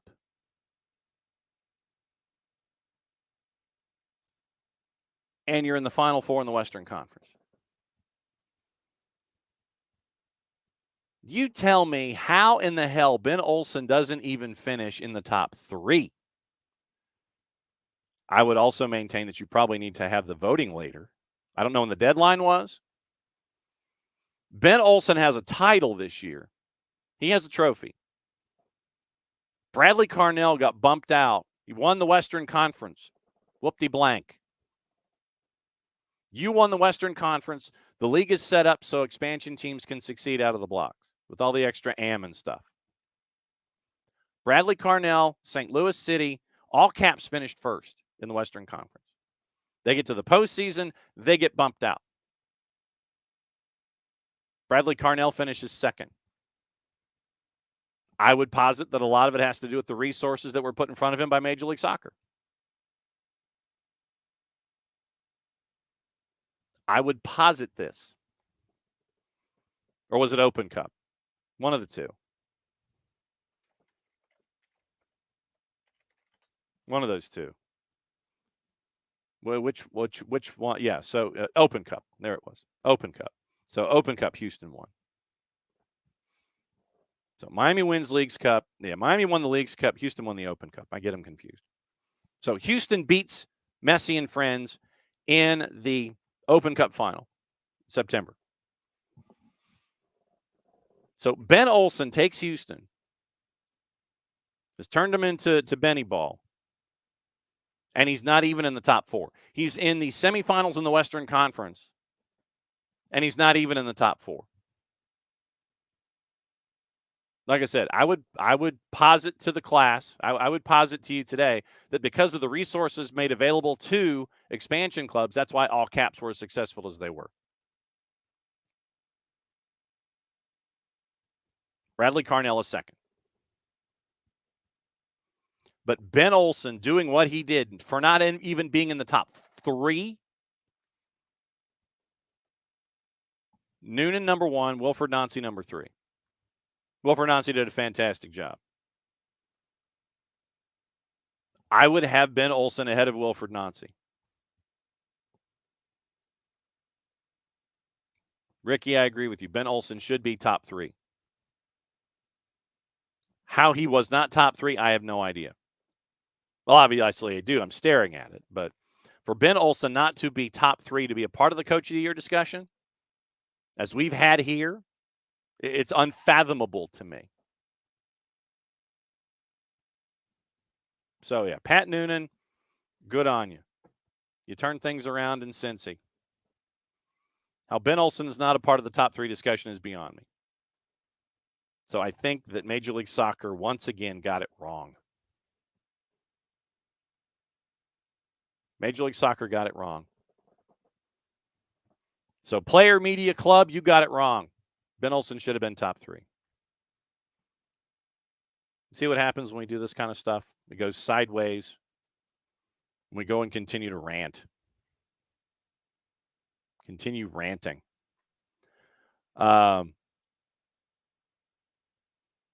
trying to see what else is going on the planet. Oh, DC's hired Ali Mackay as General Manager, Chief Soccer Officer. That happened. We haven't had the chance really to talk about that. Nick Lima looks like he's going to be changing locations. So we'll keep an eye on what Nick Lima's up to. Tommy Scoops had that one as broken news yesterday. So we'll keep an eye on that. NWSL is having their roster movement. So you're going to be seeing folks picked up by Bay, folks being picked up by Utah Royals, etc. Colleges. I know that I wanted to get into that. With the activity with men's soccer, it was Clayton State knocked off Lenore Ryan over the weekend, loses to Limestone. Limestone gets to play Berry next, Florida Tech and West Florida in the bottom part of the bracket. Charleston College in West Virginia plays Gannon. Charleston beat Queens by the final of 7-0. Franklin Pierce plays Post. So Limestone and Berry. So 3 Florida teams. So Berry, Florida Tech, and West Florida. 3 of the final 4 on the right-hand side of the bracket. On the men's side in D2. In D1, you're looking at Marshall and Stanford as a 1 versus a 16. You're looking at Clemson and New Hampshire as an 8-9. Oregon State has made it through as an unranked team, beating Seattle and then knocking off number 11 Portland. They're going to play number 6 SMU, who beat Denver. North Carolina and Hofstra in a 3-14. That's your final 8 on the men's side in Division 1. It is Washington College and Amherst. They're going to play for the D3 championship on the men's side of things. On the women's side of things, we were keeping an eye on all of that. We mentioned what happened with Clemson and Georgia. And the bracket there was Georgia had a 1-0 lead until the bitter end of the 90 minutes. And then it ends up with Clemson equalizing and then scoring in overtime. Florida State beats Texas 5-0. They're going to play number 7 Pittsburgh on looks like it's Thanksgiving. Wow, the 24th. So 1 versus 7, and then BYU and North Carolina on the right-hand side of the bracket for that movement on the women's side in Division I. Like I said, we were looking at Georgia and we were looking at Clemson, keeping an eye on the third round there. So that's what third round looks like. Florida State and Pittsburgh, BYU and North Carolina. And then getting into the semifinals after that. No, I don't want a 20% off coupon. In D2, Nova Southeastern and Florida Tech, Lenore Ryan and Catawba. So it's another thing for Bart to be discussing. Lenore Ryan making it their way through. Columbus State had a lead, tied it in overtime, lose it in PKs. Lenore Ryan will play Catawba. Columbus State beat Flagler in the first round. Maddie caught up with the folks from Columbus State as they were heading into the Flagler match for Soccer's in Session. Columbus State advances. They draw Lenore Ryan, go to PKs, lose out. So Lenore Ryan, Catawba in the 1-2, Nova Southeastern, Florida Tech in the 3-5. Left-hand side of the bracket, Gannon and Westchester, St. Rose and Adelphi. That's your D2. And then in D3, it is Christopher Newport and Cal Lutheran. Cal Lutheran goes through in PKs. They will play Messiah, who knocked off John Carroll by the final of 1-0. So that's your college rundown. Gossip, rumor, and innuendo, and things left unsaid. It is player movement and news of the day before Bart Keeler joins us in about 10 minutes. Maddie will jump back in, and she will be a part of the Q&A discussion. And apparently, as a public service, the Stones, Friday night, and that's another reason why the championships got pushed back. The Stones are playing Mercedes-Benz on June the 7th. Mercedes-Benz, June the 7th, the Stones. Newcastle considering making a £50 million bid for Shakhtar's Mikhailo Mudryk. England and Borussia Dortmund's Jude Bellingham linked with a move to Liverpool, Real Madrid's top target for the next summer transfer window. Liverpool could move for a swap deal involving Bellingham in January, with Naby Keita wanted by Dortmund. AC Milan technical director Paolo Maldini says that Rafa Leao, who has been linked with a move to Chelsea, knows his future is with the Serie A club, despite complications from a previous transfer affecting negotiations to renew his contract at the San Siro. That's from our friends at Calcio Mercato. Chelsea planning to increase the summer offer they made for Denzel Dumfries to €50 million, but would be willing to loan the 26-year-old back to the Serie A club for 6 months if the deal goes through in January. Former PSV Eindhoven right back Dumfries says reported interest from Chelsea in Man U flatters me, in quotation marks, but is focused on regaining the Serie A title with Inter. Manchester United keeping close tabs on Emi Martinez. Chelsea, Arsenal, Spurs looking into the possibility of signing 25-year-old Spain and Villarreal center back Pau Torres. Inter Milan have not made any progress in talks over an extension for Milan Skriniar, whose contract expires next summer. So PSG could make another move for the Slovakia defender in the winter transfer window. Real Madrid plan to bring back Spain winger Brahim Diaz, formerly of Manchester City, from a loan spell at AC Milan to replace Marco Asensio when his contract expires next summer. Asensio has already signed a pre-contract with Barca that will run for 4 years from next summer. Barca and Liverpool interested in swapping forwards, with the Netherlands' former Manchester United attacker Memphis Depay heading to Anfield, and Bobby Firmino replacing him at the Camp Nou. And dude, you are like way behind the times. You didn't look at your notes. Wow, that's so bad. That shows you where my brain is today. Didn't look at the date. Disregard all of that. We're going to start over. Chelsea considering a big money move for Ivan Toney. Chelsea, Manchester City, Man U, Newcastle all sent representatives to watch Kavica Kvaratskhelia during the 3-1 loss to Spain. Arsenal and Manchester United among the clubs expected to show interest in Marcus Leonardo, whose agent says he'll look to leave Santos in January. Benfica have no plans to enter negotiations over 19-year-old Portuguese midfielder João Neves, who's been watched by Manchester United with a player buyout clause of £105 million. That's from Fabrizio Romano. Kylian Mbappe says there will be time to talk about his PSG future as he prepares to enter the final months of his deal. Bayern Munich might consider a move for Man U's Rafa Varane. Liverpool will not entertain offers for Colombia winger Luis Diaz, despite reports in Spain that they may sanction a swap deal with Barca for Rafinha. Bayer Leverkusen manager Xabi Alonso does not have a release clause in his contract, allowing him to join one of his former clubs. The club CEO has said, amid reports that he could move to Liverpool, Real Madrid, or Bayern Munich. Spurs ready to offer Roma £26 million for Italy midfielder Brian Cristante. Manchester United planning to replace football director John Murtaugh as part of significant changes which will accompany Sir Jim Ratcliffe's investment in the club. Manchester Evening News. Spurs unhappy with Everton's claim that their refusal to pay £80 million for Richarlison caused the Toffees to breach the Premier League spending rules. 4-letter paper. Take the information at your own peril. West Ham, once again, we talked about Mikel Antonio yesterday. Girona director Kike Carcel says the club would be keen to re-sign Oriol Romeu from Barcelona. It's a lot of stuff. Now, since it is pushing 10:30, we bring in Bart Keeler for reffing down here for what happened last night. Let's see. So I have on my list, and Maddie will come in because she has questions as well. The roster for the women's national team, we've got that. We've got the MNT result, and we've got some reffing down here with the Wenger rule and the IFAB meeting apparently today. So now, after I read old news and transfer information from September of 22 before I got the real transfer information correct, Bart, as Maddie joins us, what in the blue hell happened last night in Trinidad? You have a team that doesn't feel the need to find urgency in games.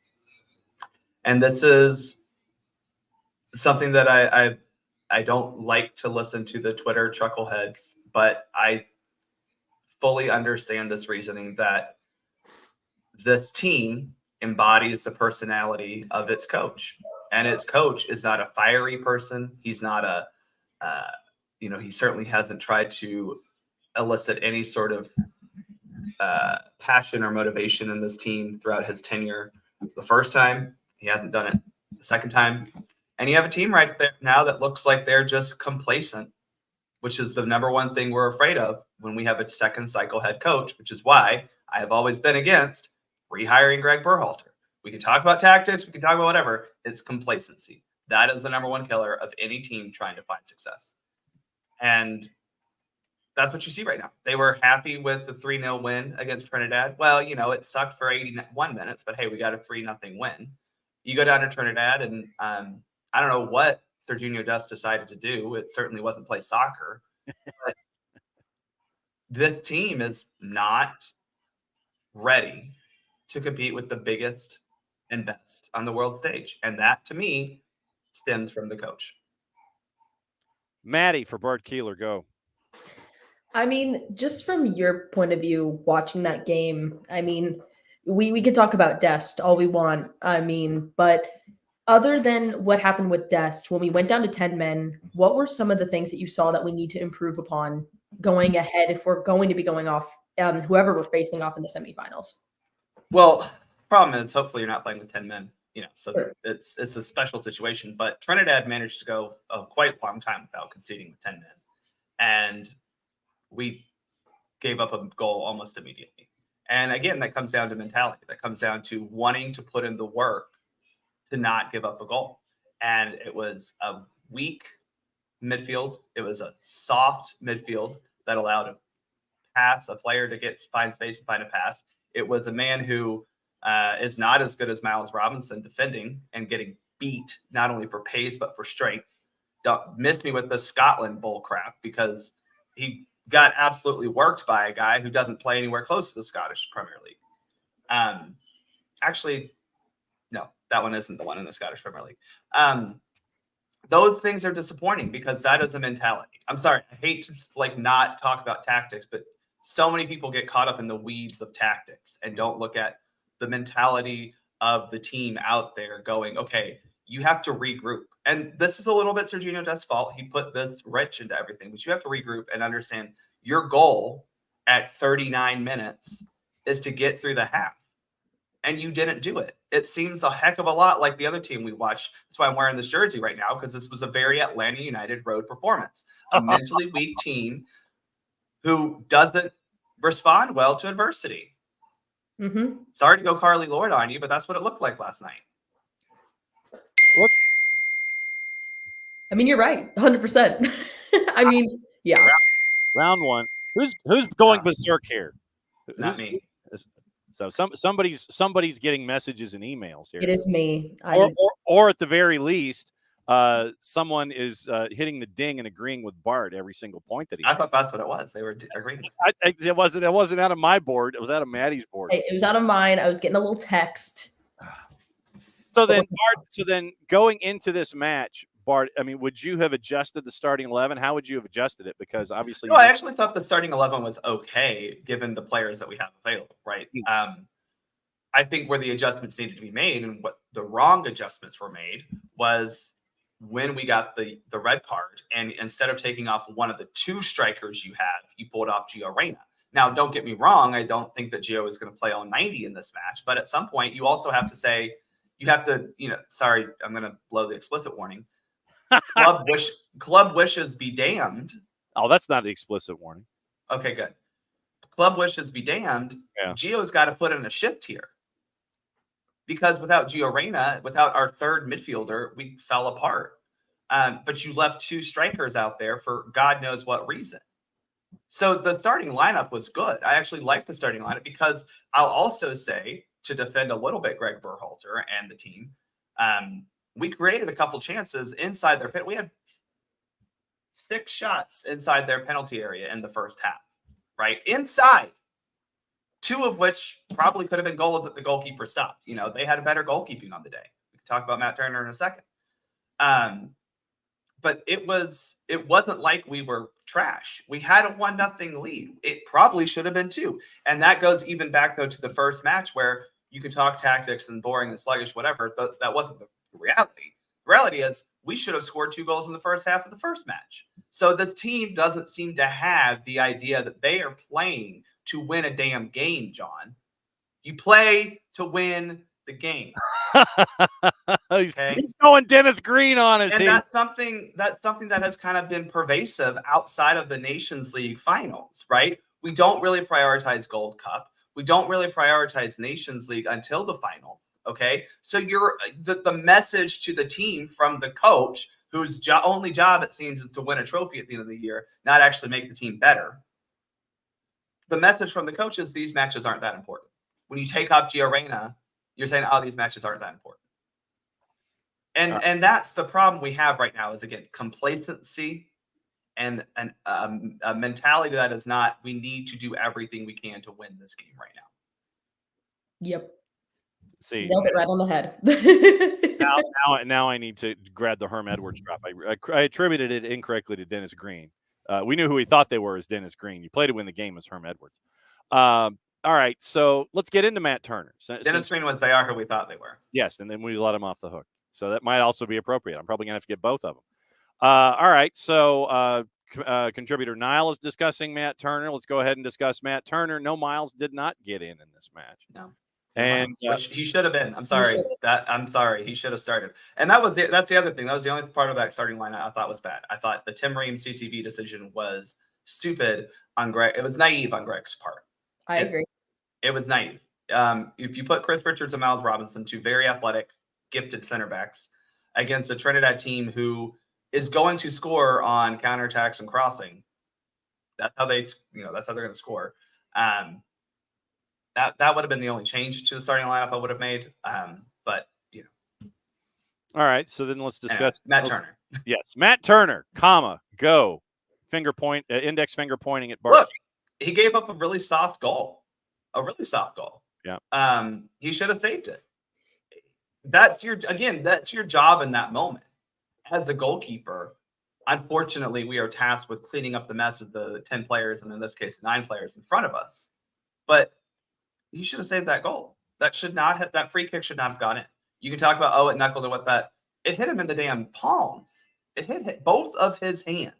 That ball cannot go in the back of the net. And look, the problem we have behind that is Matt Turner's not starting at his club. He's not getting as consistent a minutes as we were hoping he would get going to Nottingham Forest. Yep. But John, who's coming up behind him? Who's coming up behind him? There's not anyone right now in this U.S. keeper pool that maybe Ethan Horvath, who has been good for us, but has also had howlers. Ooh. Drake They're looking to replace him with David De Gea. That tells you how good of a goalkeeper he actually is. Well, I'm sorry. That's buddy. That's buddy cop. That's Tango and Cash. That's what that is. But there's not Drake Callender is not that dude. He's just not. I'm thinking hot hand right now more than anything else. Drake Calendar's getting Sean Johnson. When's the last time Drake Callender played a damn soccer game, John? Yeah, well, when's the last time that mattered? Not not Noche del Goat or no. When was the last time that Greg Berhalter went with somebody other than Matt Turner in a match? Greg Berhalter? Ooh, I don't know. We had Horvath once or twice. Actually, Horvath, the last match I can remember Horvath playing was the Nations League last summer against Nicaragua. All right, so then had a howler.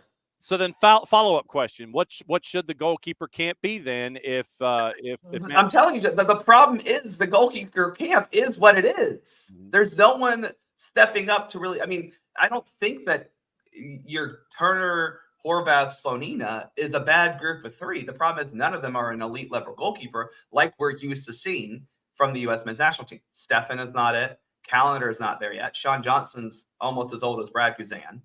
And I say that with two bad knees at the same age as Sean Johnson. You could look at a guy like Roman Salentano or Schultz from Columbus, or those are guys who are progressing, and we can talk about them. And Chris Brady is another one, right? These are good young goalkeepers. They're not there yet, right? Yeah. But the problem still can't be when you look at this roster, John. It is definitively and indefatigably better than what Trinidad and Tobago put out there. And we still looked bad in 2 games in a row and lost one. Greg Berhalter has one win on the road. One win on the road in CONCACAF during his time as manager. That is bad. I would imagine so, yes. Indefatigably. I actually spelled that Indefatigably. Right. Indefatigably. Maddie Cruz for Bart Keeler. I mean, you brought it up too. I mean, how much of, and I think me and John talked about this with some of the Twitch members as well earlier, but I mean, looking on into the decision with Dest and that culture surrounding it, how much of it do you think is at fault of Berhalter or just as fault as Dest being a hothead, and kind of how that's going to relay going into for the next couple games? Well, I don't think you can correlate what Dest did to Berhalter directly, because Dest did something kind of similar back in June in the Nations League semifinal against Mexico. So last player to get an assist and a red before Dest getting an assist and a red was Dest. Right. So, but that right there is kind of the that's the mercurial nature of Sergiño Dest is you need him on the field because that assist in both games was very nice. You love the right back to left back for a diving header assist. That's fantastic. And that's, again, like the tactics in this game until the Dest red card were great. You had Jedi, you had Brendo, you had Pepe, you had Ballo, who Ballo had a terrible game, but we can talk about that later. they were doing well. And Sergiño Dest was part of that. And he had a pretty good response to a bad game. I don't think he was the worst player on the field, but a bad game against Trinidad the first time around. But it's a problem that needs to be addressed. You know, he seemed somewhat conciliatory and remorseful in his Instagram post last night, but an apology has to be backed up with action and correction. And, you know, he's going to go a long time without playing for the national team because he can't play until the final of the Nations League, I would imagine. If he even gets that, it wouldn't surprise me if he's set for that game as well. And I don't agree with the people saying he should take a long step. Like, no, like people get red cards. It stop. But he has to understand what he did was serious and does hurt the team. And one game, it may also, we don't know, it could be more, John. We've seen this in MLS where a guy failing to leave the field to play in a timely manner gets an extra game tacked on. So we'll see what CONCACAF decides to do about that. But I wouldn't be shocked if he's not playing at all during the Nations League finals. All right. So as Bart controls the boss there. Question from Ricky, and this is where the whiplash nature of Twitch pitch everything integrates. Excuse me, sorry about my dogs. They're going crazy right now. Man, Maddie, make sure that the UPS person, in the mail it's all good. Listen, man. All right. So then Ricky asks Bart, are there any uncommitted dual nationals that the U.S. can get or flip when it comes to the keeper? So the answer is yes. But in keeper position, I don't think so. Yeah. None that would elevate our game. Right. And again, that's the issue, is that Matt Turner right now is still the pinnacle of U.S. goalkeeping, and the guys behind him aren't there yet. This is a down era, if you will, for U.S. men's national team goalkeeping. And it just, we thought that it was going to be Stefan, who has proved to not be it. I think Matt Turner is still your number one. But again, as a goalkeeper, I'll say Matt Turner, no one feels worse about that goal than Matt Turner, but he is in a dip of form. And I think that's kind of the thing for me, is Matt Turner does have highs and lows with his form. But his high is way higher than anyone else. His low is still better than most of our goalkeepers. But we do have dual nationals we could flip in other positions. You may know a guy named Luka Kolyosha who plays for Burnley. You probably watch him if your team's playing them. I know there aren't any Burnley fans in the Twitch pitch, but JJ Watt might be able to do some help there. Maybe we get JJ to I don't know, take him out for a nice American dinner out there in Burnley, get him some real food. Yeah, little HBO, a little basic cable. Yeah. But there are. But the problem, John, again, was that roster, the lineup that played last night. To your is point, better than what it should have been. Contributor Niall says, if I was Berhalter, I would have laid into Dest, but I don't know if that's in Greg's DNA. He's done this twice now. I tell him, you're not getting picked up if you keep doing this. There are fullbacks I would personally call up over Dest. Brooks Lennon is an example. I'm shocked he hasn't been called up with his numbers, 12 assists and 4 goals. I have defended Brooks Lennon as an Atlanta United player for a while, but I do think that there are right backs ahead of him. We saw one of them last night, Joe Scally come in. Brian Reynolds currently playing for the U23s.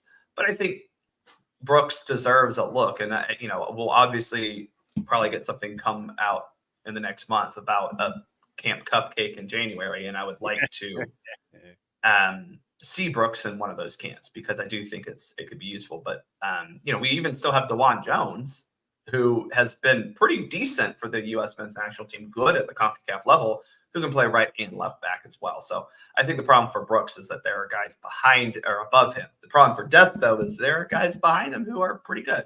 None of them, though, can do the things that Serginho Dest does in attack. And that's the problem here, is he's super special. Maddie for Bart Keeler. I mean, it also begs the question, you have Brooks Lennon. I've said it too. I would love to see him go up there. I don't necessarily think right now he's going to be over anybody else, but I do want to see him get called up. So I like that point. I love Brooks Lennon as an Atlanta United fan. I'm pulling for him. But I mean, I guess that just goes to the question: is there anybody on the younger side like this, the U17s that we can kind of bring up as well to kind of being placeholders for that, and how can we develop them more to kind of get them onto the national team, first team?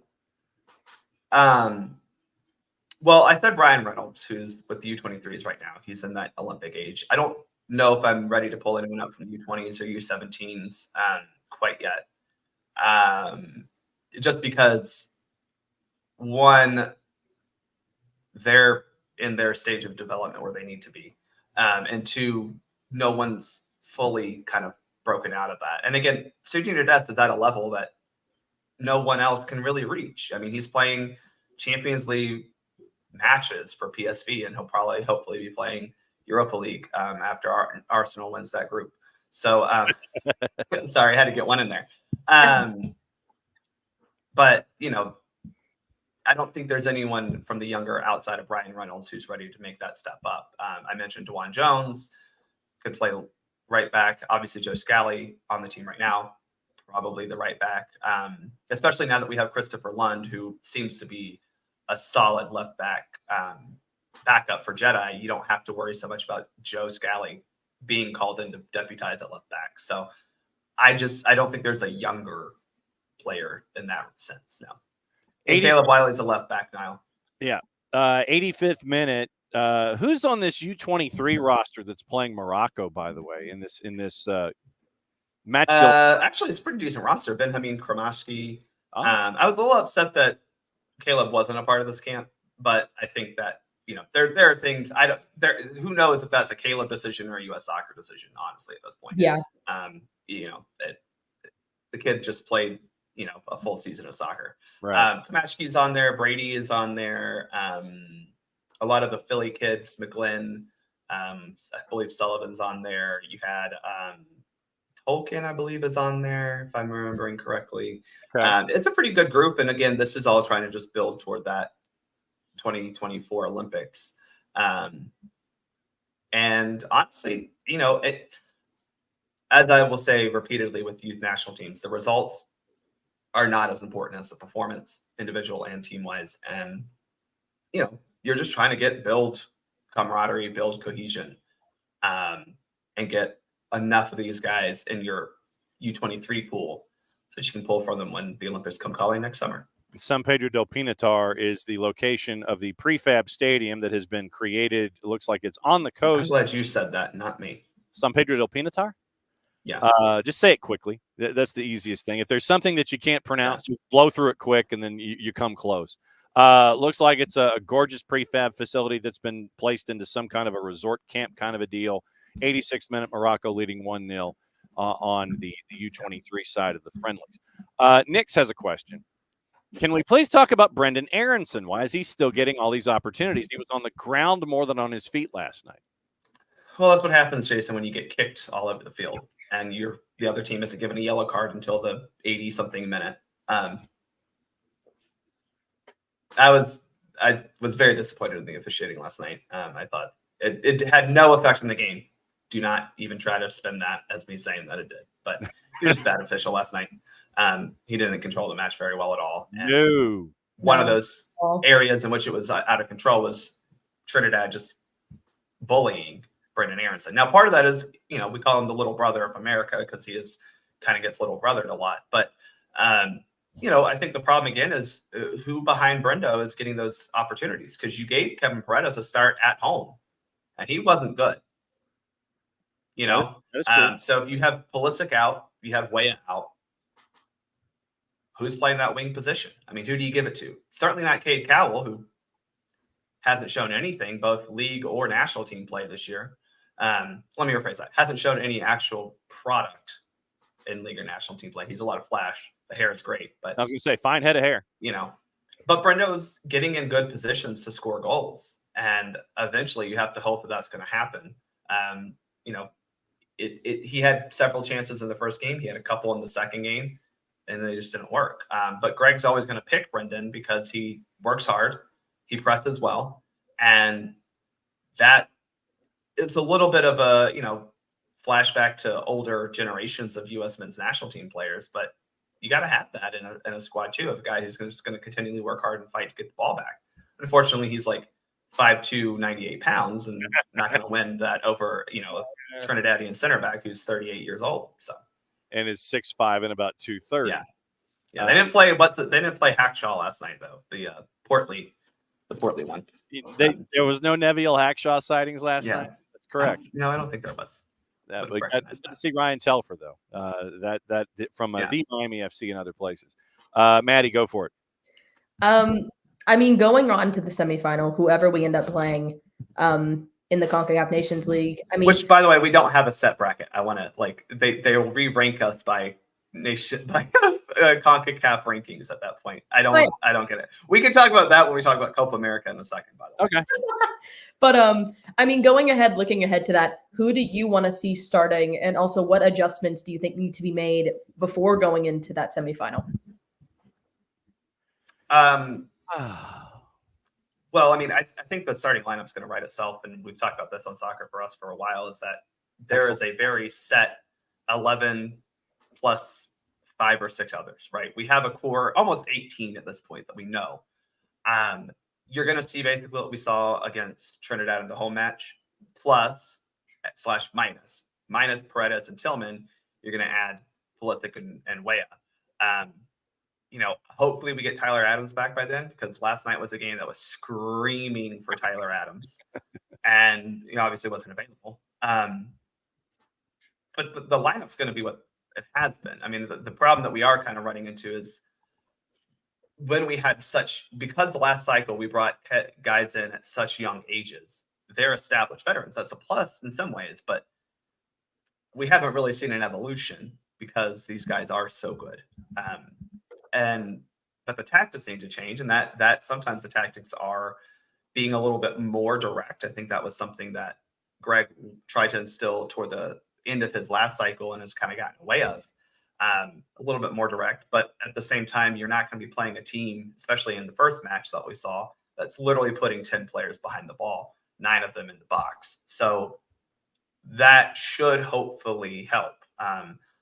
Problem is, we could be seeing Panama, could be seeing Honduras, 2 teams who are playing, especially Panama, a team that is playing with so much confidence and so much swagger, and with such a clear identity of who they want to be.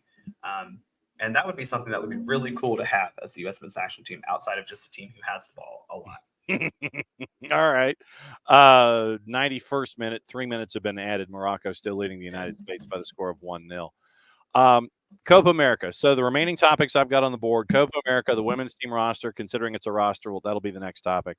And then the reffing down here with the IFAB Wenger rule being discussed later today, or it might be being discussed right now, considering it's almost 4 o'clock in the afternoon. Overseas. Jason, hold on. No, Nations League semis and finals are in Dallas. They're in Arlington, AT&T Stadium. Yes. And the play-in matches for Copa America, which the teams who lose these quarterfinals, they'll be playing in Frisco. So you could be seeing Mexico playing a play-in match in Frisco, Texas, while the U.S., Canada, Honduras, and Panama are playing the semifinals and finals. Ooh, buddy. Oh, man. Yeah. That just is a bit of a mind bender in and of itself if results go a certain way tonight. So Bart Keeler at Bartimus Prime 19 hanging out with us as he always does at 10:30 on a given day of the week. If nothing's going on, it's a Wednesday. What's the mug for today, by the way? Drink coffee, do good. There you go. So. And then if there is MNT action or WNT action, he will join us traditionally the day after for postmortems and yelling and ranting and raving and screaming and correcting the narratives that are out there. So Copa America was announced yesterday, and I'm just going to phrase it this way. How much of a big blanking deal is this? Oh, I mean, it's awesome because when you look at the other stadium or cities that have been leaked / announced, right? We know Miami's hosting the final. We understand Miami's hosting the final for Copa America. That's the capital of the Caribbean, the capital of Latin America, certainly the capital of Latin American culture and heritage in this country. It's the capital of Messi, friends. Yeah, it's also Messi's hometown now. But we understand that. The other two that Andres Cantor let out was Vegas and LA for the semifinals. I don't know if anyone saw that, but not confirmed, but that's what he reported. Atlanta is up there, and you don't put an opening match in a not important city. Does it help that we have? Yeah, there you go. There it is. Does it help that we have a fantastic stadium, 71,000 seats, that is a great showcase or a great stage for any great sporting event? Yes, that helps. But there are others. I mean, you could have given the opening match to Vegas or LA or Dallas or Houston. You didn't. They chose Atlanta. The reigning home of U.S. soccer headquarters. The capital of U.S. soccer. We're going to have to make scarves and stickers out of that. So working on that. That's my There you project go. this winter.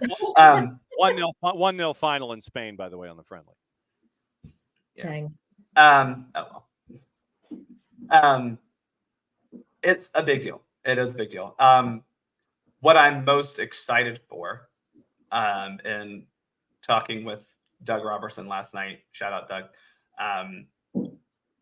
we're going to get to again see this stadium put down grass and see what it looks like. Mm-hmm. And to me, that's a big deal because, I understand there's a lot of time that goes into that before the match is played. And there's not a lot of time you can play on that surface after the match because of the way the grass grows or doesn't grow. But, I think it's good to test this out again before the World Cup. Now, if only there were a university in the state that had some sort of turf science and management that could figure out a better way to grow grass without grass being there. Instead of they're trying to win national championships in football. And I think their priorities are out of line. They should be focusing on building a better way to grow grass for the World Cup and not, trying to win football games. 3 in a row. Jason, yeah, exactly, brother. Jason's not on this morning, so I can yell. I can say that. Yeah. Hey, and you're bowl eligible, and you got a big game coming up this weekend. If I don't think about it, it makes me feel better. Oh man, Maddie for Bart about Copa America. Go. I mean, I know when I saw the news, I was so excited. I saw the news. I came home and like immediately my stepbrother too was like, "Did you see the news?" I was like, "I did," and I'm already looking at tickets because I want to go so bad. Yeah. But I mean, I guess just on top of it, I mean, Atlanta has grown and has always been known as a soccer city. But I mean, I guess just what is this going to do more in progressing soccer firmly here in terms of an international level? Yeah, so I think from the international level, this is actually something that I'm hopeful for. And I think Atlanta United, first off, has a great Latino fan base. Like, I mean, a lot of our chants are in Spanish because we have a lot of Spanish-speaking and Latino people in the supporter section and in our fan base in general. But this, to me, makes that even more, like, it cements us, puts us in front of even more of that population, which is a thriving population here in Atlanta. I mean, the Latino community, not just in Atlanta, but even in suburbs outside of it, is amazing. Hopefully this allows Atlanta United to get a little bit more saturated into these markets, if they'll allow me to make some marketing speech there. I think, if you want my honest opinion, I think they missed that mark a little bit when Messi didn't come to town, but Miami came to town, and there were a ton of Messi / Inter Miami jerseys in the building, none of whom actually were cheering for Inter Miami. And they missed an opportunity I think a lot of MLS teams did. They should have had some sort of T-shirt or towel or something of a giveaway, like for everyone who walked into that stadium. But it's just another opportunity to put your brand, if you will, in front of as an audience that really could love your brand more than you could conceive. And they've done a good job of it already, but it's just another opportunity to get into that market. Niall, contributor Niall, he's probably not far off the mark. He says he wants Argentina to play in the opening match. Yeah. So the way, we don't know for sure, the draw is December 7th.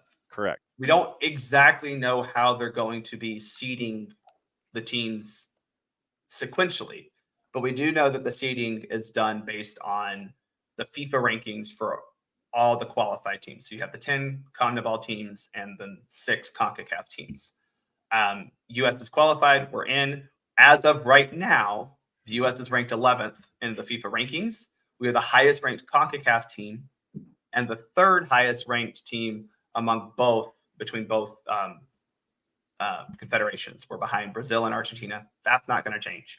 I don't envision Colombia or Uruguay jumping us because we played competitive matches while they also were playing competitive matches. And I don't think the points are going to sway too much.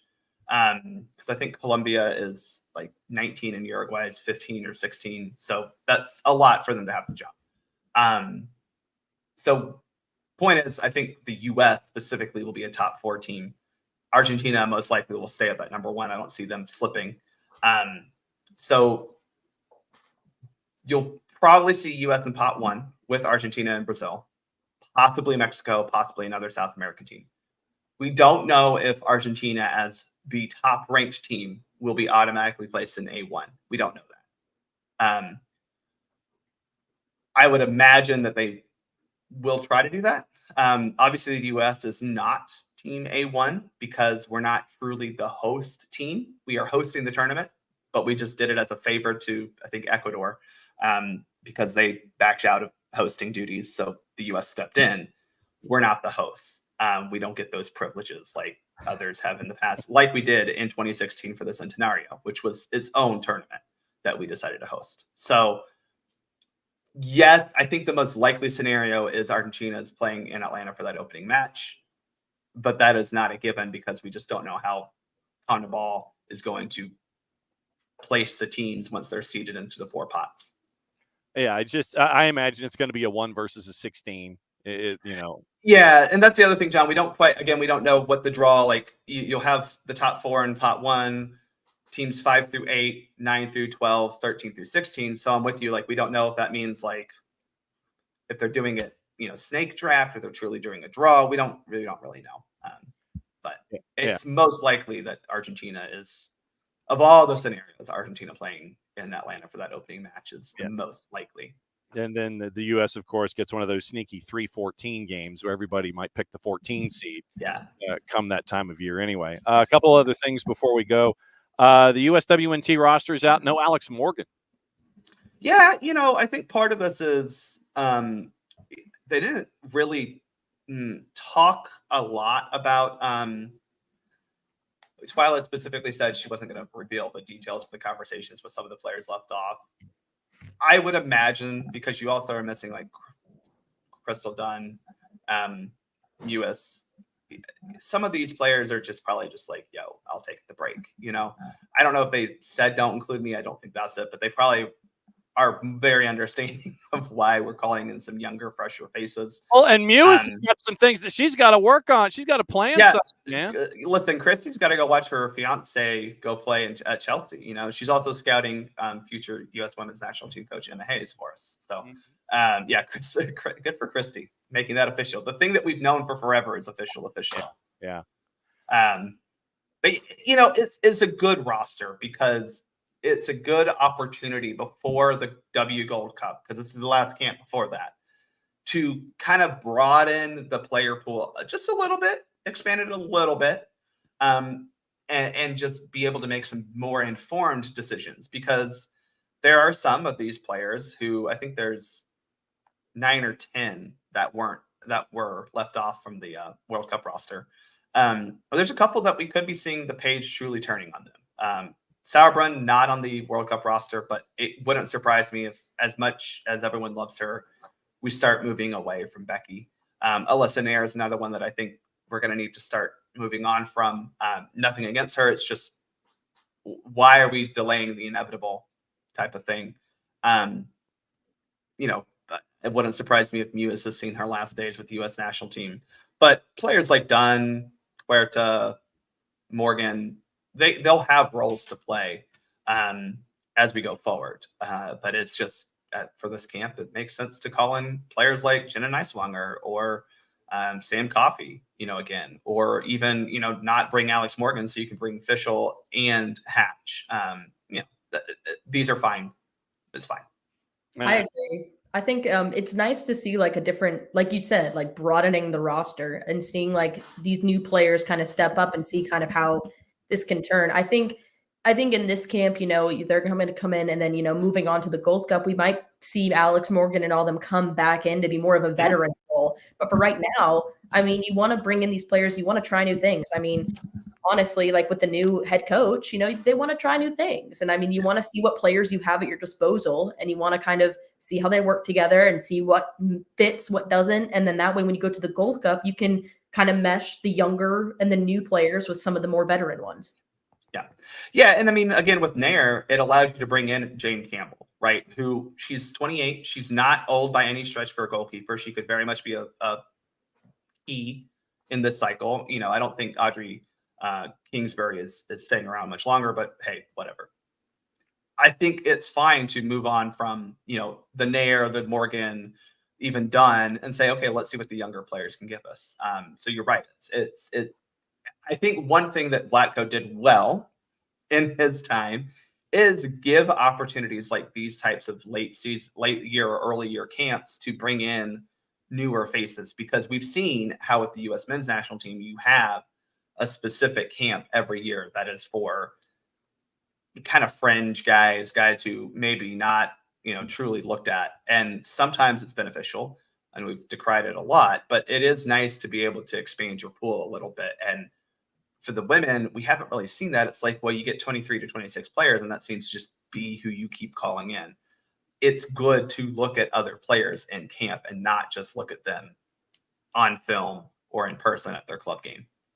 U17s lose after having two comebacks, lose 3-2 to Germany in the round of 16 of the U17 World Cup. Quickly on that. Again, I think performance matters more than actual results, and this team has played exciting soccer throughout the tournament. The France game is an anomaly because you rotated so much, but even then, it wasn't like they were terrible. They just lost to a really good France team.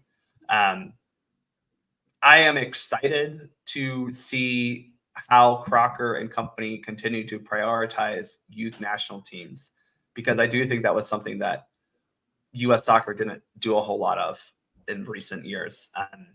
And it will make your senior team better if you have good national team or youth national team structures. And we just haven't had a whole lot of that.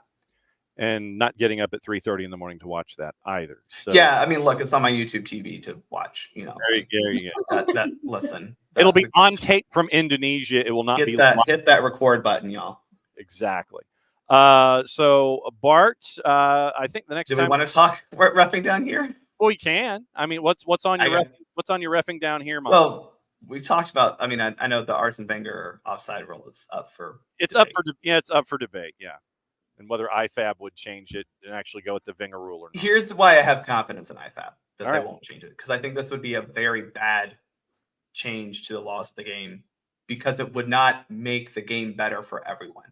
I think it makes a whole lot of sense at the pro and international level for those countries that implement VAR, because it is a clearer way and a almost fairer way of determining are you offside or not. I think more people would have better. They would be able to take in and process better. Oh, well, his boot cleat is still not farther behind the goal. Not in front of the attacker, right? I think, or the defender. I think we would be able to comprehend that a little bit better than. Oh, well, his booger is offside, which is, seems to be sorry. That just seems to be, his Mesut Ozil's eyeballs are offside or whatever. Ew. Ew. Come on, John. We're all we listen. Mental images down here. Well, sorry, but that's how it has felt like with some of these VAR decisions recently. I don't think that's applicable to someone like me at the grassroots level. You're going to have just as much controversy, because now I'm like, well, was there truly daylight when you've got guys running and there's daylight all everywhere? What's daylight? I don't. It's harder. That to me is harder to judge. Than is there part of the playable part of their body in front of the defender, rather than is their entire body past that line. Basically, just the inverse. Instead of it being if one part is off, he's off. If one part is on, he's on. Right. And some of that is, I think you could say, oh, well, this is a better, an easier way, because if you get it wrong, it's easier to say, oh, well, I thought he was, fully onside or whatever. But I think we need to just improve the semi-automatic technology. And then if we have to review things, we can go there. Because with the semi-automatic stuff, for me, that's great for quick decisions, just checking goals. And I think that's where people get really confused, is why is it taking so long to rule a goal good or not? And that way, when we know that it goes to truly a VAR review, it's elevated to something that's a little bit more than just is he on or off. Talk about that Harry Maguire goal from 3 weeks ago, where one, I think the fault there was putting Harry Maguire on the soccer field, but that's neither here nor there. I think Manchester United should continue to do that if I were them, but maybe not the best decision if you want to win games. But that's an example of, okay, we need to actually look at is he onside or offside, and that maybe eliminates some of the confusion of, okay, we know that they're looking at something a little extra than just someone's on or offside. The goal scorer is on or offside, if that makes any sense. Oh, it does. It absolutely does, because it makes more sense here than it does when people are trying to speak about it in English. Let's see. Breaking news before we go. Greenville Triumph have named their new head coach to succeed John Harkes. It is Rick Wright being elevated from the lead assistant's position. He's been an assistant ever since 2019, and the program came online. So Rick Wright gets promoted to be head coach and technical director. Our MLS season pass announcers for the semis have been announced. Keith and Mo for Purple Team in Columbus. Kanji and Danny for the game that's probably going to set the world back about a good 20 years with Philly and FC Cincinnati. Kevin and Kendra doing Houston and Sporting, and Jake and TT get to do Seattle and LAFC. So I will be listening to the local radio call. That's what I'll be doing. I guess that makes sense because people still think Seattle and LA are good at soccer. So I suppose that's why they think that's the most exciting matchup of that round. Yeah, no doubt. Sure. No, I will be listening to the local radio option or something other than that. So, Bart, what's the plans for Thanksgiving? Tomorrow, I'm driving to Athens and then Milledgeville and then Bluffton, South Carolina. Okay. Picking up a brother in Athens, picking up a brother in Milledgeville, and then we're driving to Bluffton. Okay. The one at Statesboro is already in Bluffton because that's close. So Okay. Don't need to go pick him up. All right. Spending Thanksgiving in a 55 and up community with my aunt and the rest of my family. Okay. So then let me ask you this. Is there a Keeler family specific dish that is attached to the Thanksgiving? Yeah. So our big dish is broccoli casserole, but it's not broccoli casserole made with a condensed soup of any kind. Okay. We don't do that. It is broccoli and butter and cheese and Ritz crackers and more cheese. Okay. So it's not a soup-based casserole. We Okay. do have that for the green bean casserole, but no, ours is not a soup-based casserole, which means it's healthy. Oh, we can't have that. Maddie, what about the Cruz family hacienda celebration? Everyone's coming here for the first time. Most of my family lives up in Athens, so they're all coming here to Swanee, and we're gonna have some fun stuff here. We're gonna hang out. We got the whole place decorated, looking for Christmas because it is Christmas time. I don't care what anyone says. It's not Thanksgiving time yet. It can't be Christmas until you pass Thanksgiving. Black Friday. As soon as Halloween's over, it's Christmas. Are you one of those people that wants to have July 4th and have the holiday decorations up for John, there's no liturgical calendar for holidays, okay? There isn't. I love Christmas. I will celebrate it all the time, every day, if I can. All right. I understand that. We'll be back at it again, 9:05 tomorrow. We'll talk more stuff. Maddie, thanks for filling in at the beginning and the end today, being two different roles, the spleen venting Maddie and then the Q&A Maddie hanging out here with Bart. Yeah, you got to see my venting side earlier. That was an intriguing. I tamed it down. I was more mad last night. Hold on. Abby has a great point. So December 7th, Hanukkah begins, right? Yeah. That's also the day of the first of the Copa America draws. So that's like a huge day to celebrate. We should all just take off work. I agree. We'll be talking about it on the 7th and the 8th. We'll be doing that too. So both of you enjoy the holidays. We'll be back at it again here 9:05 tomorrow morning. The 4th hung up the light board on the side of the road, and we did World Cup time today. We definitely had the World Cup extra minutes going on. So both of you, please have a fantastic Thanksgiving. Take advantage of the Black Friday sales, and we'll be back at it again 9:05 tomorrow morning. For Maddie and Bart, I'm John, and if I can find the way to get out of here, much to y'all, play it safe. It's the end of the show. That means I get to do this. We'll be back at it again in the morning. Bye.